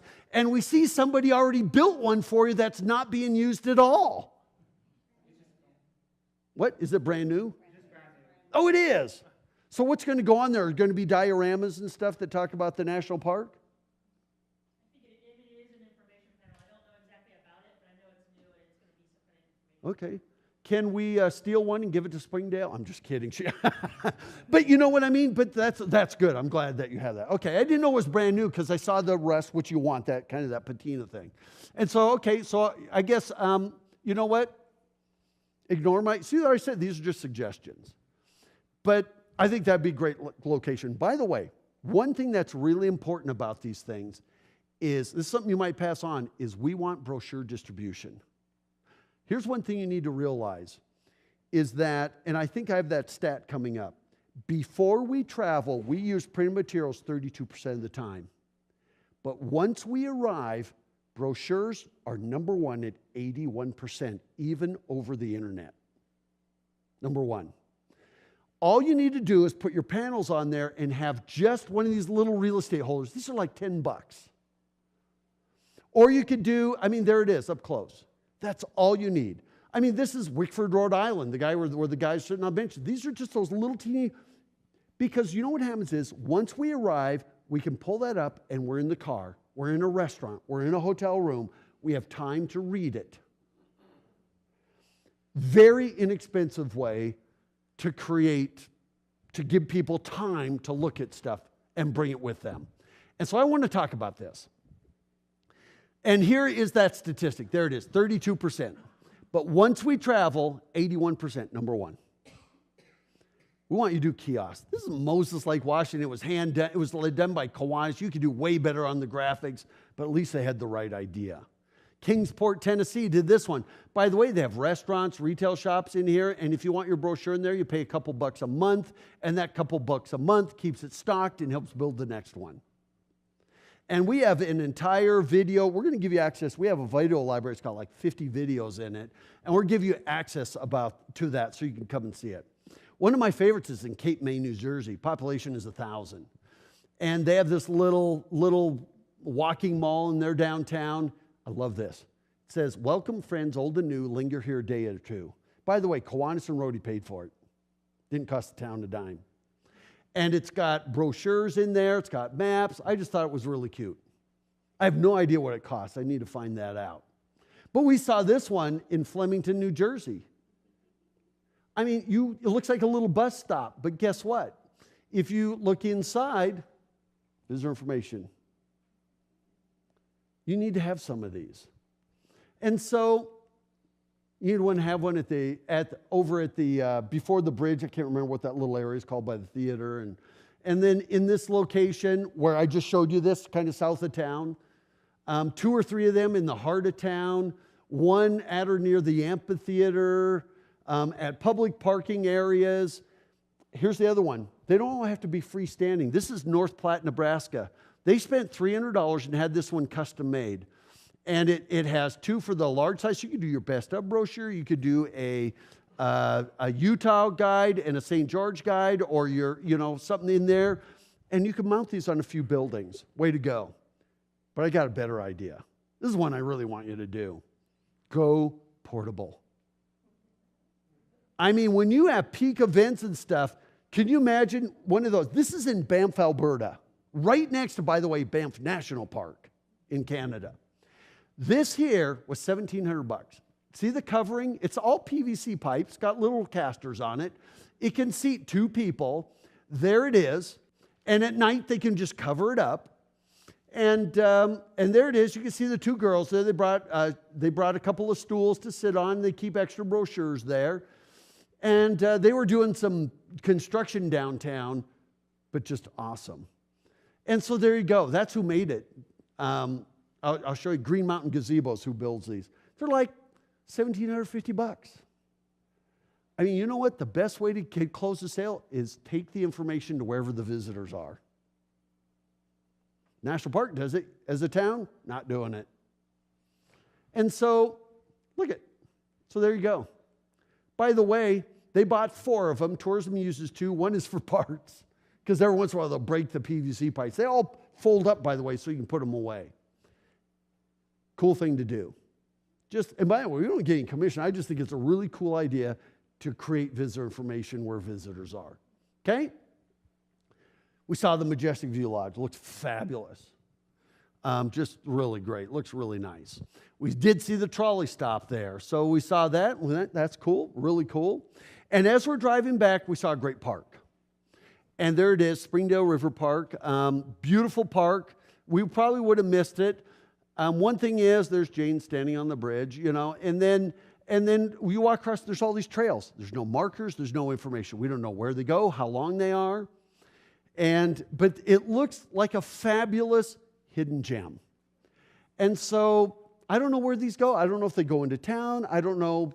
Does anybody know? Yeah? The locals know. And you may say, you know what? That's ours. You're not touching it. And that's fine. But if you want to share it, remember, we're trying to get people to spend the night. We're trying to get people to stay longer so you see an economic benefit.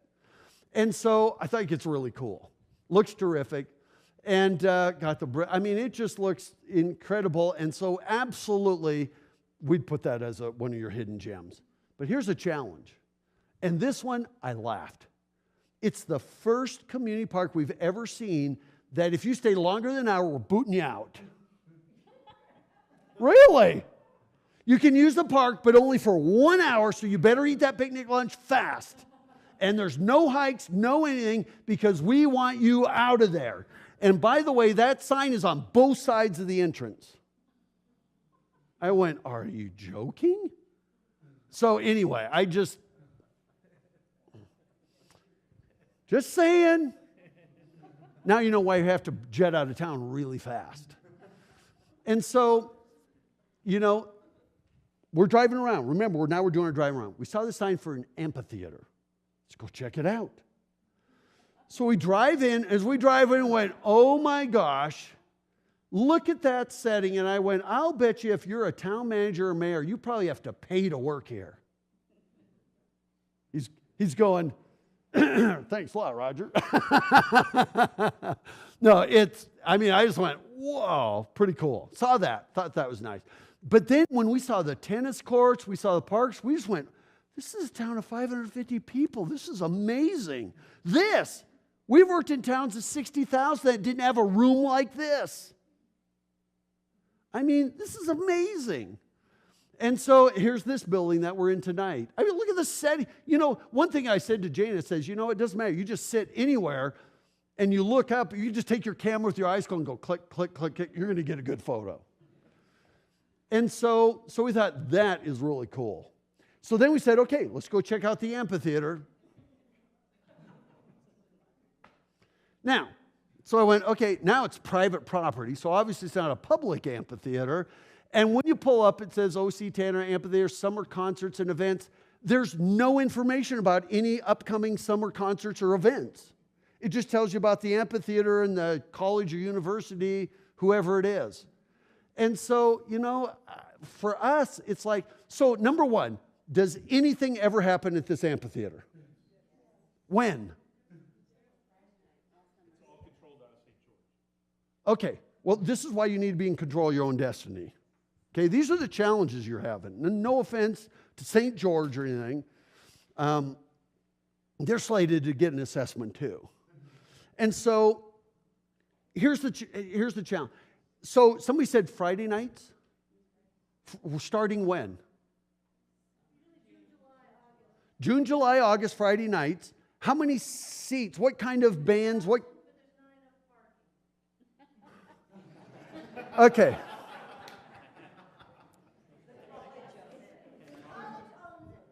Okay. So here would be my suggestion to the college. If they would just put a reader board there that just says 2016 schedule events, you know what it tells us? Please come back. Right now, it just says go away.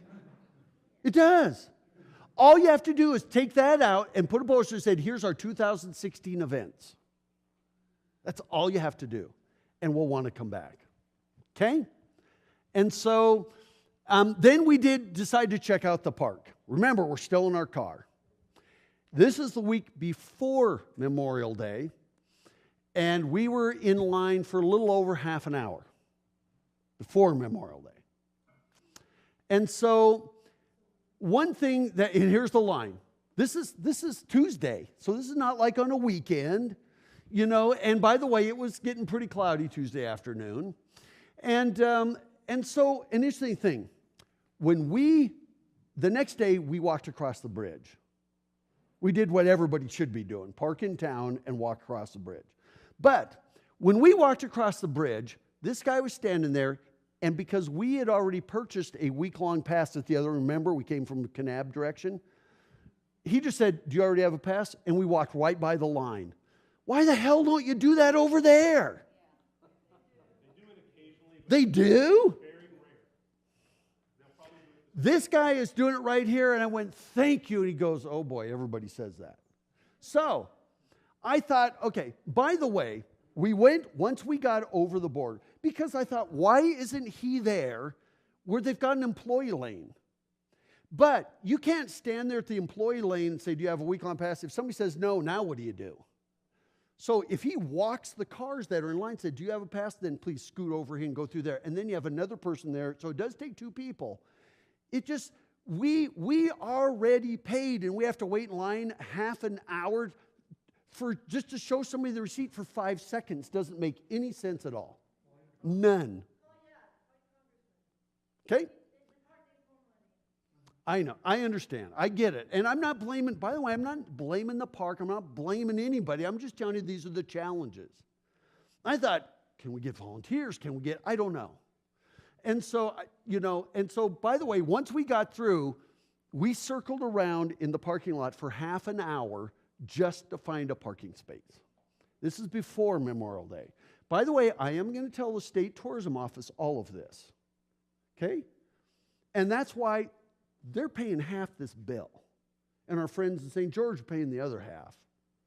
So, and I've already been giving them a bad time tonight. And so, but it was very frustrating. And by the way, I didn't even know that this was visitor information. And I would challenge anybody to try to get enough visitor information in 15 minutes when there's lines inside.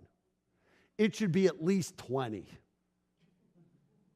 I mean, but I get it because, and by the way, we were there for our 15 or 20 minutes, but when we were circling around the parking lot for half an hour, there were cars parked there that had been there before we even got there. And they were still there, and, 45 minutes later. Okay? So we did go in the visitor center, and they were great. Now, here's the deal. Jane walked in, and she says, and got information, and they were exceptionally helpful and great. Great staff. And she said, do you have any information on Springdale? And they handed us that sheet with the list and said, we're really so sorry, we don't. And she goes, do you even have information on St. George? Anything? And they said, all we have is this list, we're so sorry. They have nothing to hand them, just that list. Okay? So, and they're willing to do it. At least these people were. They were really great.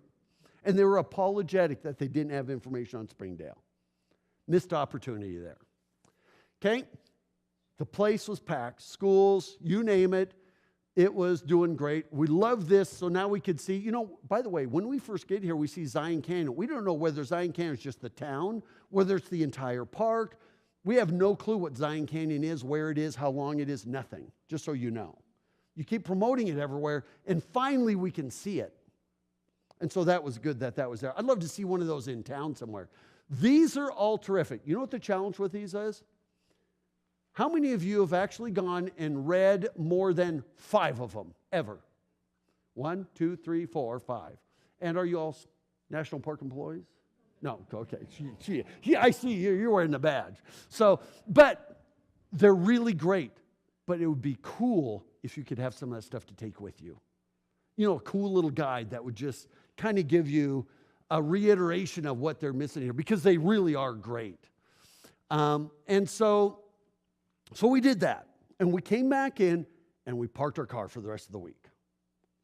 So that's what we did that morning. Then we went to Mimi's Cafe. That is how you pronounce it, isn't it? Mimi's Cafe. Great setting, of course. And it was fine. And then that afternoon, we decided to go on foot, and we started checking out. In places like this, it's just for all business. Always promote what you're selling before you sell the name of the business. I have no idea what Zion Guru is. We know that guru means they must know a lot about it. But that's all. Now, we do see in little tiny letters in here, you can see outfitting and tours and stuff. But I always tell all businesses, always promote what you're selling. Outfitters, tours, and then say, by the way, we're a Zion Guru, or whatever business. Because they weren't the only ones. Like, I love LaFave Gallery. Gallery's in the biggest letters. Instantly, you know it's a gallery. The name is smaller. And that's just a good example to follow. Zion Canyon Offerings, great little store. I would put gifts, jewelry, home decor, and then put Zion Canyon Offerings. Always sell what's going to pull us in the door before the name of the business. Okay, something for the businesses. Think about. Worthington Gallery. Gallery is easy to read there, so it's fine. Open daily. Okay? By the way, they do a great job. Beautiful, beautiful gallery. And so we did go through a lot of galleries, and I love the fact, sorry it's out of focus, I love it when businesses put "we ship." Instantly it increases sales. We only saw 3 businesses with that sign. Okay? Absolutely. 90s Restaurant, there you go, Oscars, there's Worthington Gallery. Got a wild idea for you. One of the top things you need is what we call a pop-up visitor information center. It's a temporary use. We saw what used to be a gallery here, said, what if we could lease that from whoever, and I don't know, maybe something's going in there. But remember, there's no signs that say something's coming soon. We just see a closed gallery. What if we could go to the owner and say, you know what, how would you like to make $1,000 a month? Just temporary. If you get somebody a long-term lease or you're selling or whatever, fine, we'll move out in 30 days. But I thought, what if you did that and you had visitor information? What if you had public restrooms? Guess what? Relieved visitors spend more. It was not very fun for us to have to keep running back to the hotel to use a bathroom. And then what if you had displays where Zion Guru could go rent a 10-foot space and just hang up information? Or, so that you have different, because what happened is when we were at Old Town, we saw all of these activity vendors. You know what I mean? Guide services, they're all everywhere. And we were trying to figure out I wish there was a clearinghouse for them. Where you say, here is Zion Guru, here is Zion Adventures, and each one of them has a display so we get an idea of who they are, what they offer, and maybe they pay, $50 a month or something. And so we thought, wouldn't it be cool if you did that? We're just a temporary use, because somewhere you need public restrooms and visitor information, and that's expensive. And so, you do need that. And by the way, it can be easily monetized because they're doing it in Moab. Even though they have their own wild one, but they have a cool thing called the Tourism Center. It's private, but they call it concierge services. They offer tours, rentals, bookings. They include all of this stuff there, and it's not just their stuff. And they have multiple businesses, and it works. So it's a good way to make it so it's not another drain on your resources. It's the Tourism Center. And there it is in downtown Moab, or sort of downtown. And, they rent bikes out of there. They have vendors in there. It's a business. So you can have multiple vendors in there. And by the way, there's their free visitor information there. So it's just a way, it's like an antique mall. I think that would be really cool. They even had a Jeep from one of the outfitters there, right on display. Okay? So we started using the shuttle. We walked the ones that are close to our hotel, which is pretty centrally located. And by the way, that was another reason we stayed there, because we knew it was in the heart of town. Just so you know, that's cool. And so we did see that piece of cake.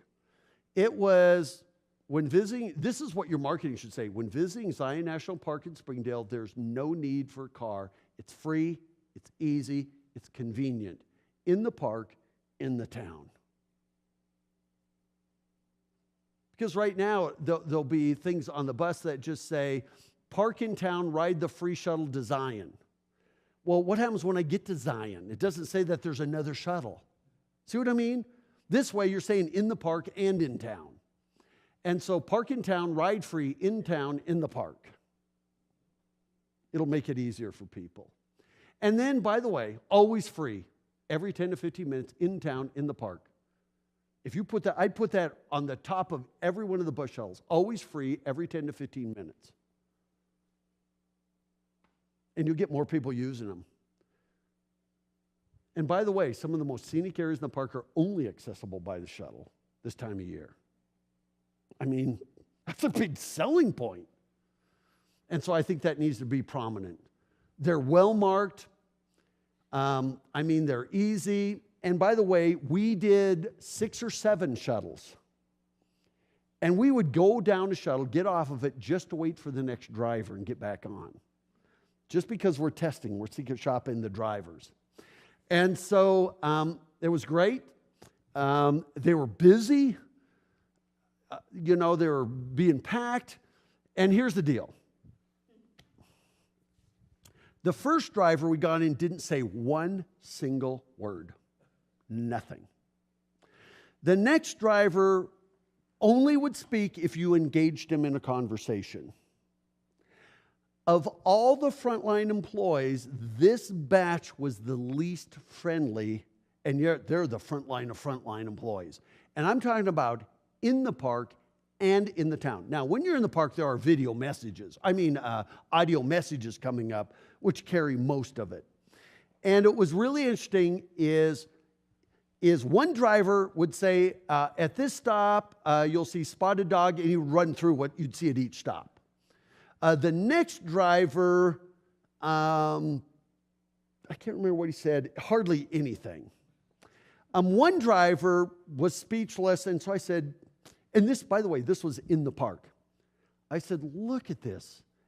I said to the drivers I'm getting off, look at this. I'll bet this never gets old. And he goes, it gets really old.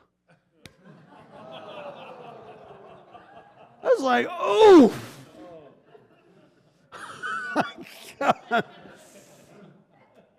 I mean, I just about fell over. You're supposed to lie. You know, I can imagine it gets really old, you know, but at least don't burst my bubble. I'm your visitor. Anyway. So, but the ones in town, one guy was great.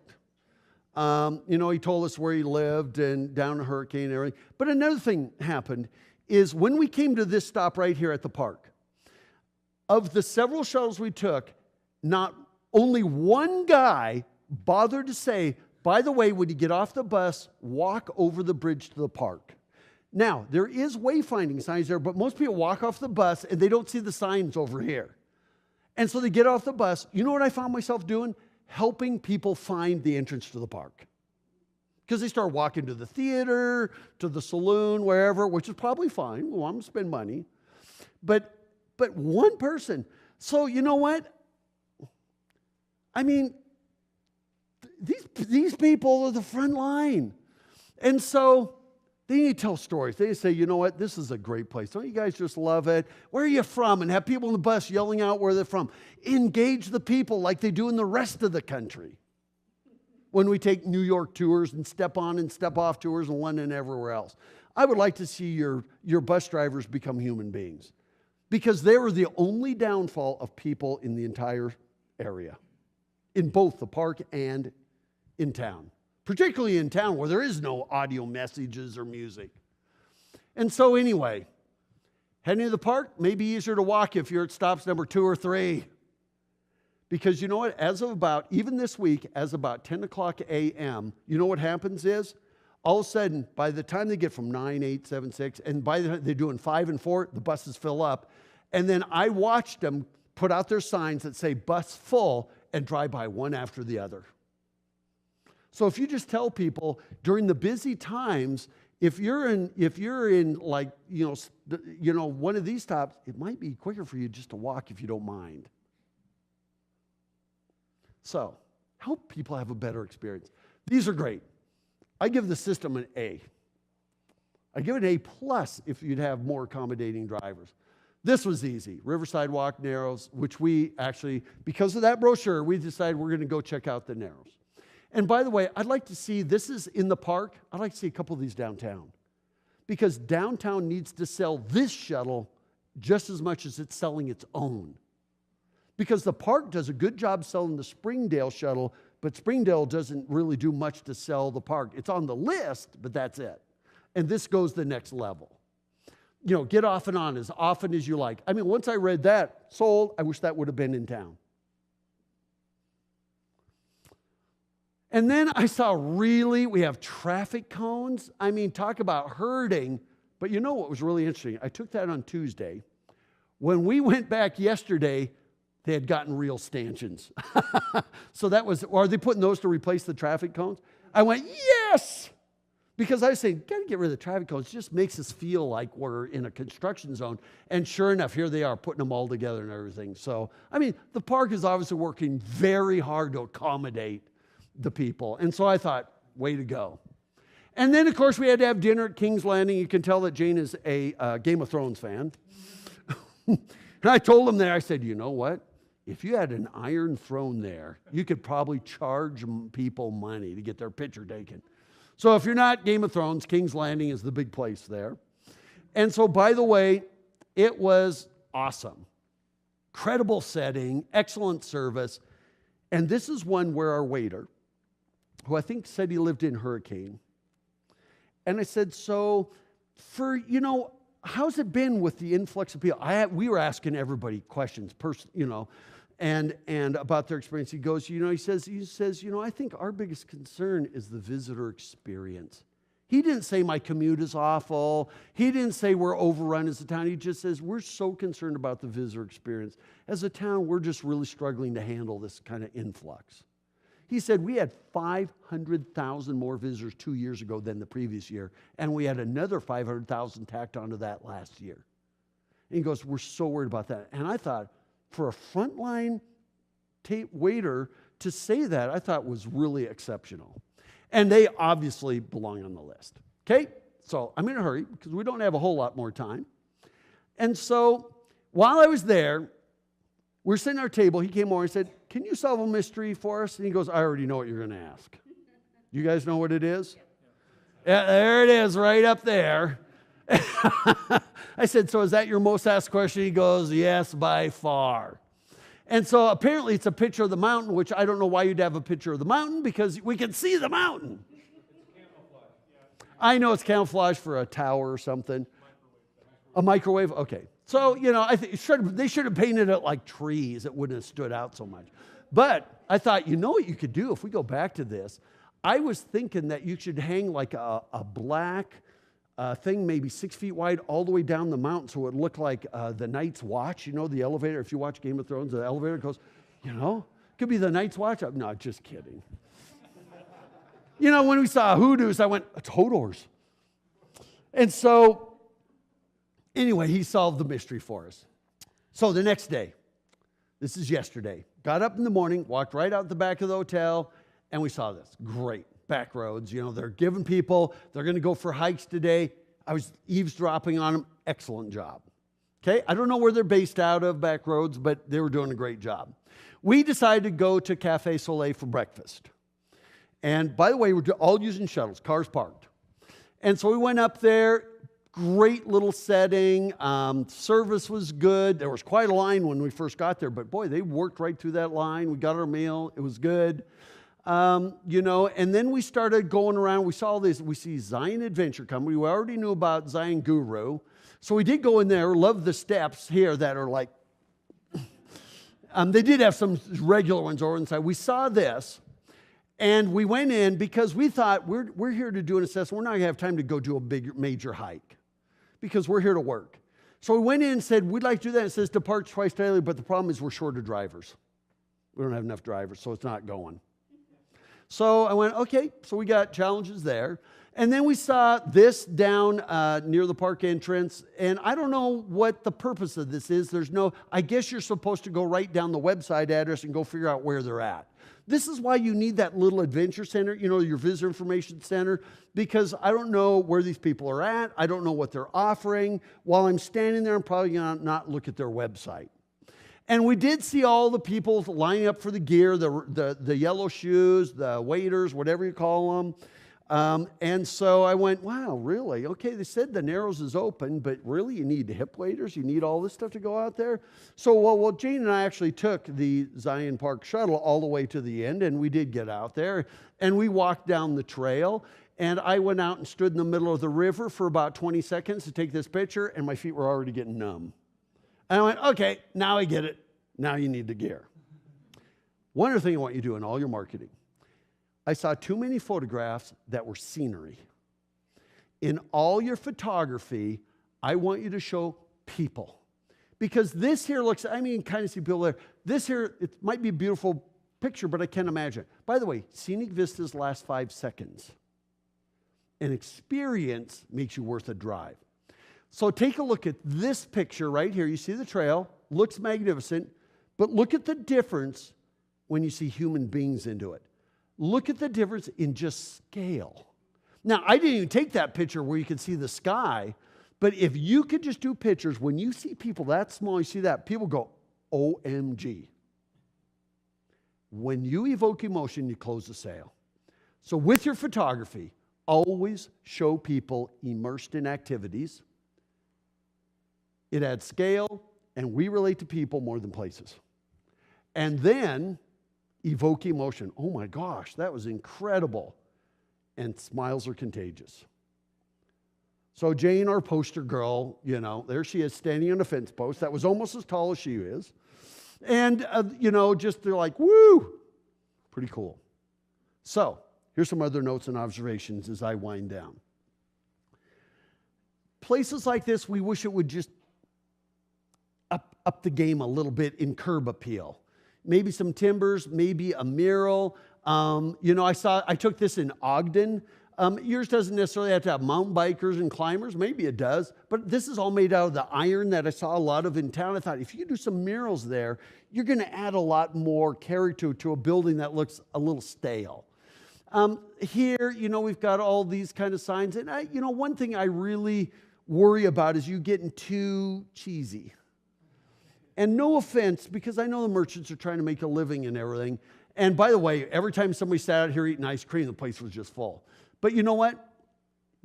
We tell retailers all the time, do not put clothes rack. You would never put a clothes rack in your window, so you don't put it outside. Avoid the garage sale look. And when you see clothes racks out here, it just gives you a second-rate destination look. Which, by the way, they had that problem in Gatlinburg, and they changed it, and now they're starting to get their upper. By the way, you're not trying to be elitist. What you're trying to do is get the people that will spend the most money and not coupon shoppers. And so, extend window displays to exterior spaces. This merchant every morning gets that. And by the way, if you have wider sidewalks, merchants should always get 2 feet to put extensions, window displays to exterior spaces, planters, and pots. I mean, this lady every morning does this outside her floor. So I said, does this really help your business? She goes, if I didn't do this, I'd look like my neighbor. Can't even tell they're in business. I'd like to see more of your restaurants do that. That's like $400. It's just not that expensive to do. This is merchant does this. And a couple of your merchants do a good job. This lady every morning does this. So extensions of window displays to exterior spaces. No clothes racks, no folding tables, no cardboard boxes. Do that. We did see here, great gallery, by the way, the West Gallery. We thought, wow, you got this patio area. You have 1 table and chairs. Fill it up with tables and chairs, or better yet, yesterday morning when we went there was a 55 Chevy. I walked in and said, is that your Chevy? He goes, no, it's a friend of mine. Said, leave it out there all day long. You'll get lots of people. Just pull us in more. And by the way, it's a great gallery. As a matter of fact, we added it on our best of list. So here we go. So we're starting to grow this list now. And by the way, you're seeing a really strong arts focus. We did see even the supermarket look great. I mean, your merchants do a great job. The hardware store is just classic. Love it. I hope it never changes. Well, maybe the little things, but it is just great. Just really great. Nice. They put hardware parking in the rear, so it made it easy. By the way, you only see that when you're already driving down there. You have many of these, like this. What is this going to be? Oh, it is. Yay! Okay, good. And will you have vendor spaces in there and stuff? Awesome. Fantastic. But you know what? Where's the sign that says coming soon? When's it going to be open? Here's what I would have guessed next year. I mean, but because I don't know. But if you had a sign there that says Springdale and Zion Canyon Visitor Information Center opening July 1st, you just said there's a reason to come back. Check this out. Always, for all businesses that are going through this, invite me back. Because it has construction company signs, but nothing that tells me what it is. We didn't know. We thought it was a hotel, a lodge. We had no clue. See? So you could probably do that for a couple $100. So that's going to be cool. Perfect location. So thank you. Like this. They're working on it. What's it going to be? Anybody know? They're working on it in there. If it's going to be something, they should put up a sign that says, coming soon. Whenever you use coming soon, amphitheater, visitor center, whatever it is, whenever you do that, it's an invitation to come back. And businesses aren't doing it. We saw the design gallery, went in, it was great. It does a great job, has some really great Native American art in there. And so we added that to the list. We love, when you can start adding galleries and things to the list, it really gives you oomph as a community. We saw here, we got another gallery, gear and clothing, restaurant. We didn't get a chance. We did go in, looked great. We saw this. Now here's another one. With places like this set back off the road, really no curb appeal. And by the way, while we were walking up and down the street, it was one of the places that we saw the fewest visitors go in. And no offense, and hopefully we're totally wrong. But the point is, there's no hanging baskets, there's no pots, we got just all kinds of signs. And so it just didn't, there wasn't, by the way, you heard what I said, 70% of first-time sales comes from curb appeal. And it has none. It's just concrete. Okay? Blondie's Diner, we just thought, if it had some cafe outdoor dining, it just didn't. And it looked a little bit 70s, and so, no, I thought the cool gas pump was really cool, but it looked like more like a house, and when it looks like a house more than a restaurant, we're a little reluctant to go in. So these are just things. We did see this, great local info. By the way, this is no substitute for visitor information, but it's great. And we did read that long editorial there. There's Hoodoo's, they do a good job, great curb appeal. I'm not really sure. I figure it does say general store, ice cream shop. By the way, the more condensed your writing is on sign, the harder it is for people to read. And it's so condensed, we weren't sure what Hoodoo's was. I know what a hoodoo is, but I didn't know what they were. And so did see some B&Bs full, which is good. Good curb appeal, giant screen theater. So we thought, okay, first thing we did when we came into, because we came from Kanab area, so we saw it and said, we're going to have to go check that out. So we did come back, and we got out, and we got off the shuttle and walked in here. The doors are all locked. I have no idea when or if these ever show. I mean, these doors right here are all locked. And it has these, but I don't know what's playing or anything. So I started to walk away, and Jane is walking down. She goes, wait, I think you have to come down here. And so we did walk down there, and now we see that I think we've got like 3 shows. I think from what I could get out of it, they only operate from, does anybody work here or know this place? Okay, so it looks like there's, am I getting in trouble with the mayor now? So it looks like the shows run from 3 to 7. Is that right or wrong? Yes, that's correct. Okay. Now, here's my challenge. From 3 to 7 this time of year, I'm out in the park. I'm out doing stuff because it's not dark yet. Now, here's the other thing is, and I think while there's like 6 or 7 posters, I think there's only like 3 shows that are playing, right? Okay. And I don't know which show plays at which time, if it's just one screen and they're each an hour. I don't know. So what you could do to make this a lot better would just be to say, this show starts at 3, this one starts at 4, this one starts at 5, this one, because I couldn't figure it out. I knew that you from 3 to 7, so we have 3, 4, 5, 6, 7. So how long do they last?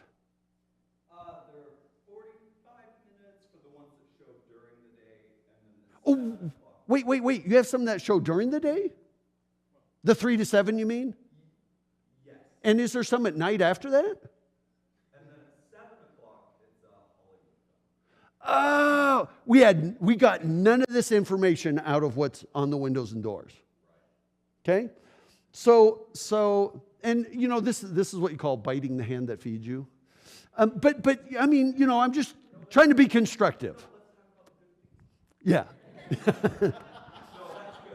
But we do, it is something we want to see. I mean, I want to see the one narrated by Robert Redford and everything. But I couldn't quite figure out, nothing said what the show times were and what you'd see at the times. And is it just one screen or is it multiple screens? One huge screen. I love that it says like 6 stories tall and everything. So it's like IMAX similar. I know IMAX is a brand name. So anyway, I think it could be really easy, but I was a little confused. Okay? So easy to fix. Easy to fix. Looks great. Really got our attention. And okay, I guess we won't commandeer this one either. So I thought, okay, nobody's using that. So I'm glad you're putting those up. But even for the park, I'd have brochure distribution. I thought it was good here that you had good wayfinding, how to find things. Thought that was well done. I liked the way it's integrated with the trees. This one across the street I thought was totally out of character with Springdale. Totally. What's that? I'm not done yet. I just went, Hampton Inn looks great. Holiday Inn Express looks great. And you have some other chains that fit into the atmosphere, and this no way fits in anywhere. Is this really going to be there in the front of the retail? And so I just went, this is the first thing we see. And I just went, oh my gosh. And there's nothing that says coming soon. We got a hand-printed felt pen charging people to park there. I have no idea what it's going to be, when it's going to open, or anything. Okay? Just saying. Places like this, when you're out of the way, boy, you better have good curb appeal. So a place like this don't have very good curb appeal. It's not going to pull me in. You've got to pull us in. Bike Zion, Narrows Outfitting looks great, but once again, it doesn't pull me in. The Thai Sapa, a little hard to read the sign. Beautiful setting, beautifully landscaped, perfect. Fits. Just fits. Is it good? Yeah? Okay. Remember, we haven't had time to eat at all these places. We did go to the Tribal Arts Center. I thought it was a little sterile looking from the outside, almost like the other one across the street. It's a fabulous store, by the way. But I just thought the type and stuff could be a little more. I thought it'd be cool if they had some kind of Native American art out front. So it just pulled us in better. But it is a great store. And so, of course, we put that on the list too, because we love Native American art and it was terrific. So we did walk. We did. By the way, here's the Cliff Rose Lodge. Is that right? Yeah. Beautiful curb appeal. We just walked by and just go, oh my gosh, and just really stunning architecture and everything. Just looked really, really classy. And by the way, because it said Lodge and Gardens, we had to sneak around the backside to look at the backside. And it was really great. We saw the pool down there and all the gardens. It was just fabulous. So I just want to let you know we saw lots of places. The Flying Monkey we saw looks great. I think your businesses do a great job. I'm giving you little things that businesses could fix for $100. But look at the Jacks, and we understand this is fantastic, the steakhouse down there. So I have to check that out. Of course, the Lefebvre Gallery was, we spent a lot of money in there, by the way. And really a great gallery. And so, of course, we had to add those to the list, okay? And by the way, if you have a business and you don't see it on this list, it doesn't mean, I took 335 pictures. We'd be here for another hour and a half. And so we did photograph just about everything. We did see Bit and Spur. Here's my question. Is it in business? What's that? Okay, well, here's the challenge. There's a guy sleeping there. He was just sound asleep. And this is like 3:30 in the afternoon. And when we drive by and see this, I thought it was for sale. That looks like a for sale sign from a distance. And the other problem is it says Bit and Spur renovation, which means it's closed right now, it's being renovated. They need to take that down because we assumed the reason we did not eat there is because they were either closed or they're under renovation. They're the institution as far as restaurants. They're the best restaurant in town. They've been here 50 plus years and the last 29 with the same owner. It looks fantastic. But I'm just letting you know from a first-time visitor, you drive by and you see that. At first we thought it was a for sale sign because we're just driving by. And then the second time we saw a renovation in there, I thought it must be under renovation. So I just want to let you know that visitors, and maybe I'm stupider than most, which a lot of people say I am, but the point is, sometimes we make judgments that aren't fair or right. It does look fantastic. Yes, we did see the Frontier Plunder Antiques. We weren't too sure what to think. We did walk up to it, and we couldn't tell on yesterday, when it was really open or not. And so we never went in.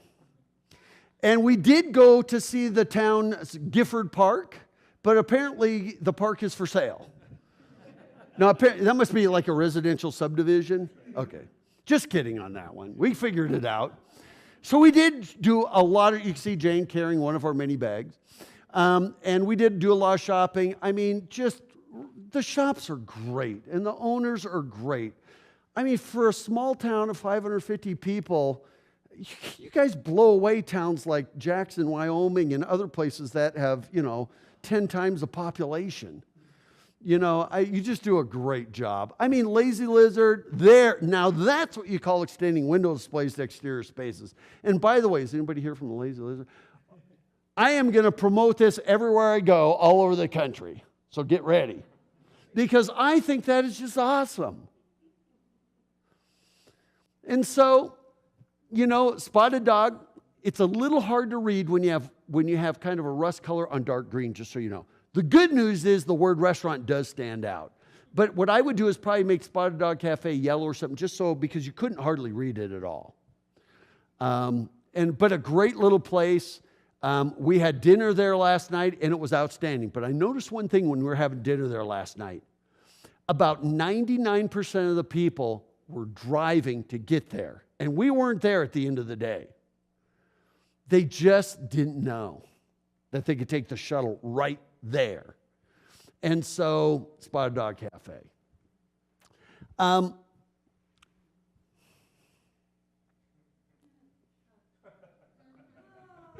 Do not sell your soul.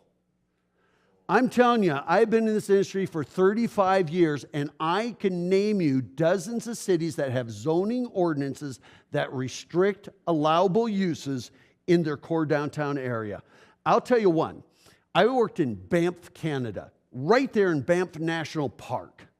Yet in their downtown, because they allowed chains to come in, the rents kept going higher and higher and higher, and then the local businesses could no longer afford to be in them. So now you walk into Banff, they now call it factory tourism. People come up with a busload, they get off the bus, and they shop at Sunglass Hut, Tim Bort Shoes, Starbucks, all the chains. They get back on the bus and leave. So 10 miles down the road is a little town of Canmore, Alberta. The best town in the province of Alberta. And you know what? They created a zoning ordinance. They have one subway. I've heard the stories. They have one subway in their downtown. And after that, they did a zoning ordinance that says no more chains or franchises in our downtown core area. And they are cleaning Banff's clock. Totally. You want another one? I'll give you another one. This is Carmel, California. In the city's infinite wisdom, they created an ordinance that does not allow any more galleries to come in town. You know why? Because, by gosh, people are buying the art and they're having it shipped out of state, and we're not collecting the sales tax. A portion of it comes back to the city. So you know what? As the galleries started to go away, guess what replaced them? Coach, Gucci. It used to be in Carmel, California, which has one of the most spectacular coastlines on the planet. It used to be that you'd have one person on the beach for every 105 shopping. You know what it is today? One person on the beach, only 24 people shopping. They sold their soul. They became a mall. I mean, you go to Nantucket. Nantucket has ordinances. There are no chains, no franchises anywhere on the island. Same with Martha's Vineyard. They are fierce about it. And my biggest concern for Springdale is that the second you have a Dairy Queen and a McDonald's in the middle of your downtown, you're not going to be any different than anywhere else. Well, you know what? You need to be tough. You need to, I know, I've heard, there's been lawsuits and all this stuff. You know what? Cities do it all across the country. It's a standard practice to do zoning overlays. Talk to your municipal league. And then finally, I'm almost done. What is it you want to be known for? I want you to be known for more than Zion National Park. And by the way, We're not throwing Zion National Park away. I want you to be Springdale at Zion National Park. Springdale at. Not Springdale, the gateway. Gateway is something you pass through to go somewhere else. We're in Zion National Park. We're surrounded by the park. I know. So you need to say Springdale at Zion National Park. Not just in, or okay, Springdale in Zion National Park. There you go. That's even better. But don't say Zion Canyon and all that. Say Zion National Park. But beyond that, I think you need to have your brand. And you know what? If it was me and you want me to pick one, I think you're Utah's best arts community. I mean, yeah, they probably got more galleries and stuff at Park City. We've worked there too. But you know what? I think what you have here is so much more organic. And it seems to be more local. And so your goal to make Springdale a standalone destination. We number one, we have Zion Earth Temple. What's that? We have Zion Earth Temple. We sit right in the middle of it. What is that? Zion itself is an earth temple. Oh, okay. It's made by man. It's made by a creator. You know? Yeah. Those are things you play up. But all these communities have a strong brand. And I think you need to have one because right now you're just Springdale, the little town, you know, and I think you're so much more than that. I think you could show up almost every city and town in the state. And I have not said that anywhere. We've worked all over the state. And by the way, they're going to see this on video. And so, you know, these are just suggestions. They're meant to be talking points.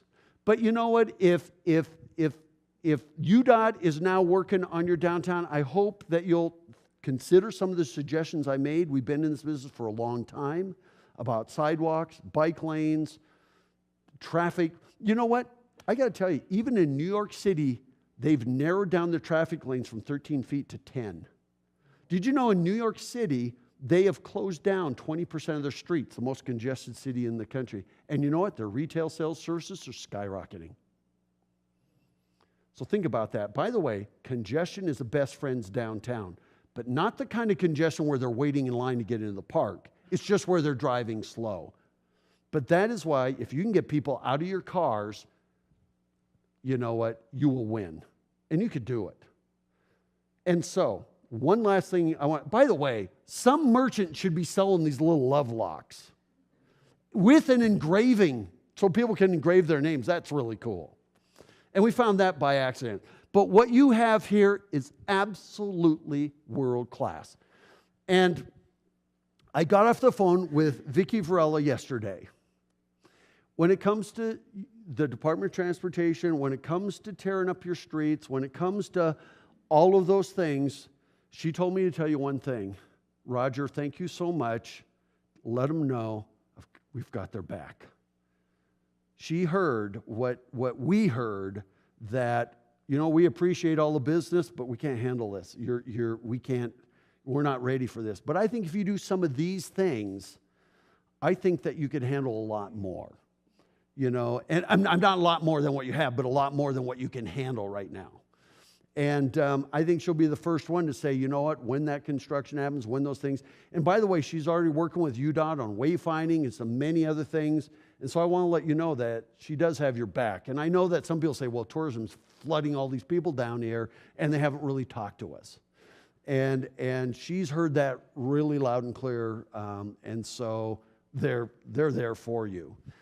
And so, I mean, this is, you know, what you have here is I just can't say it enough, it's amazing.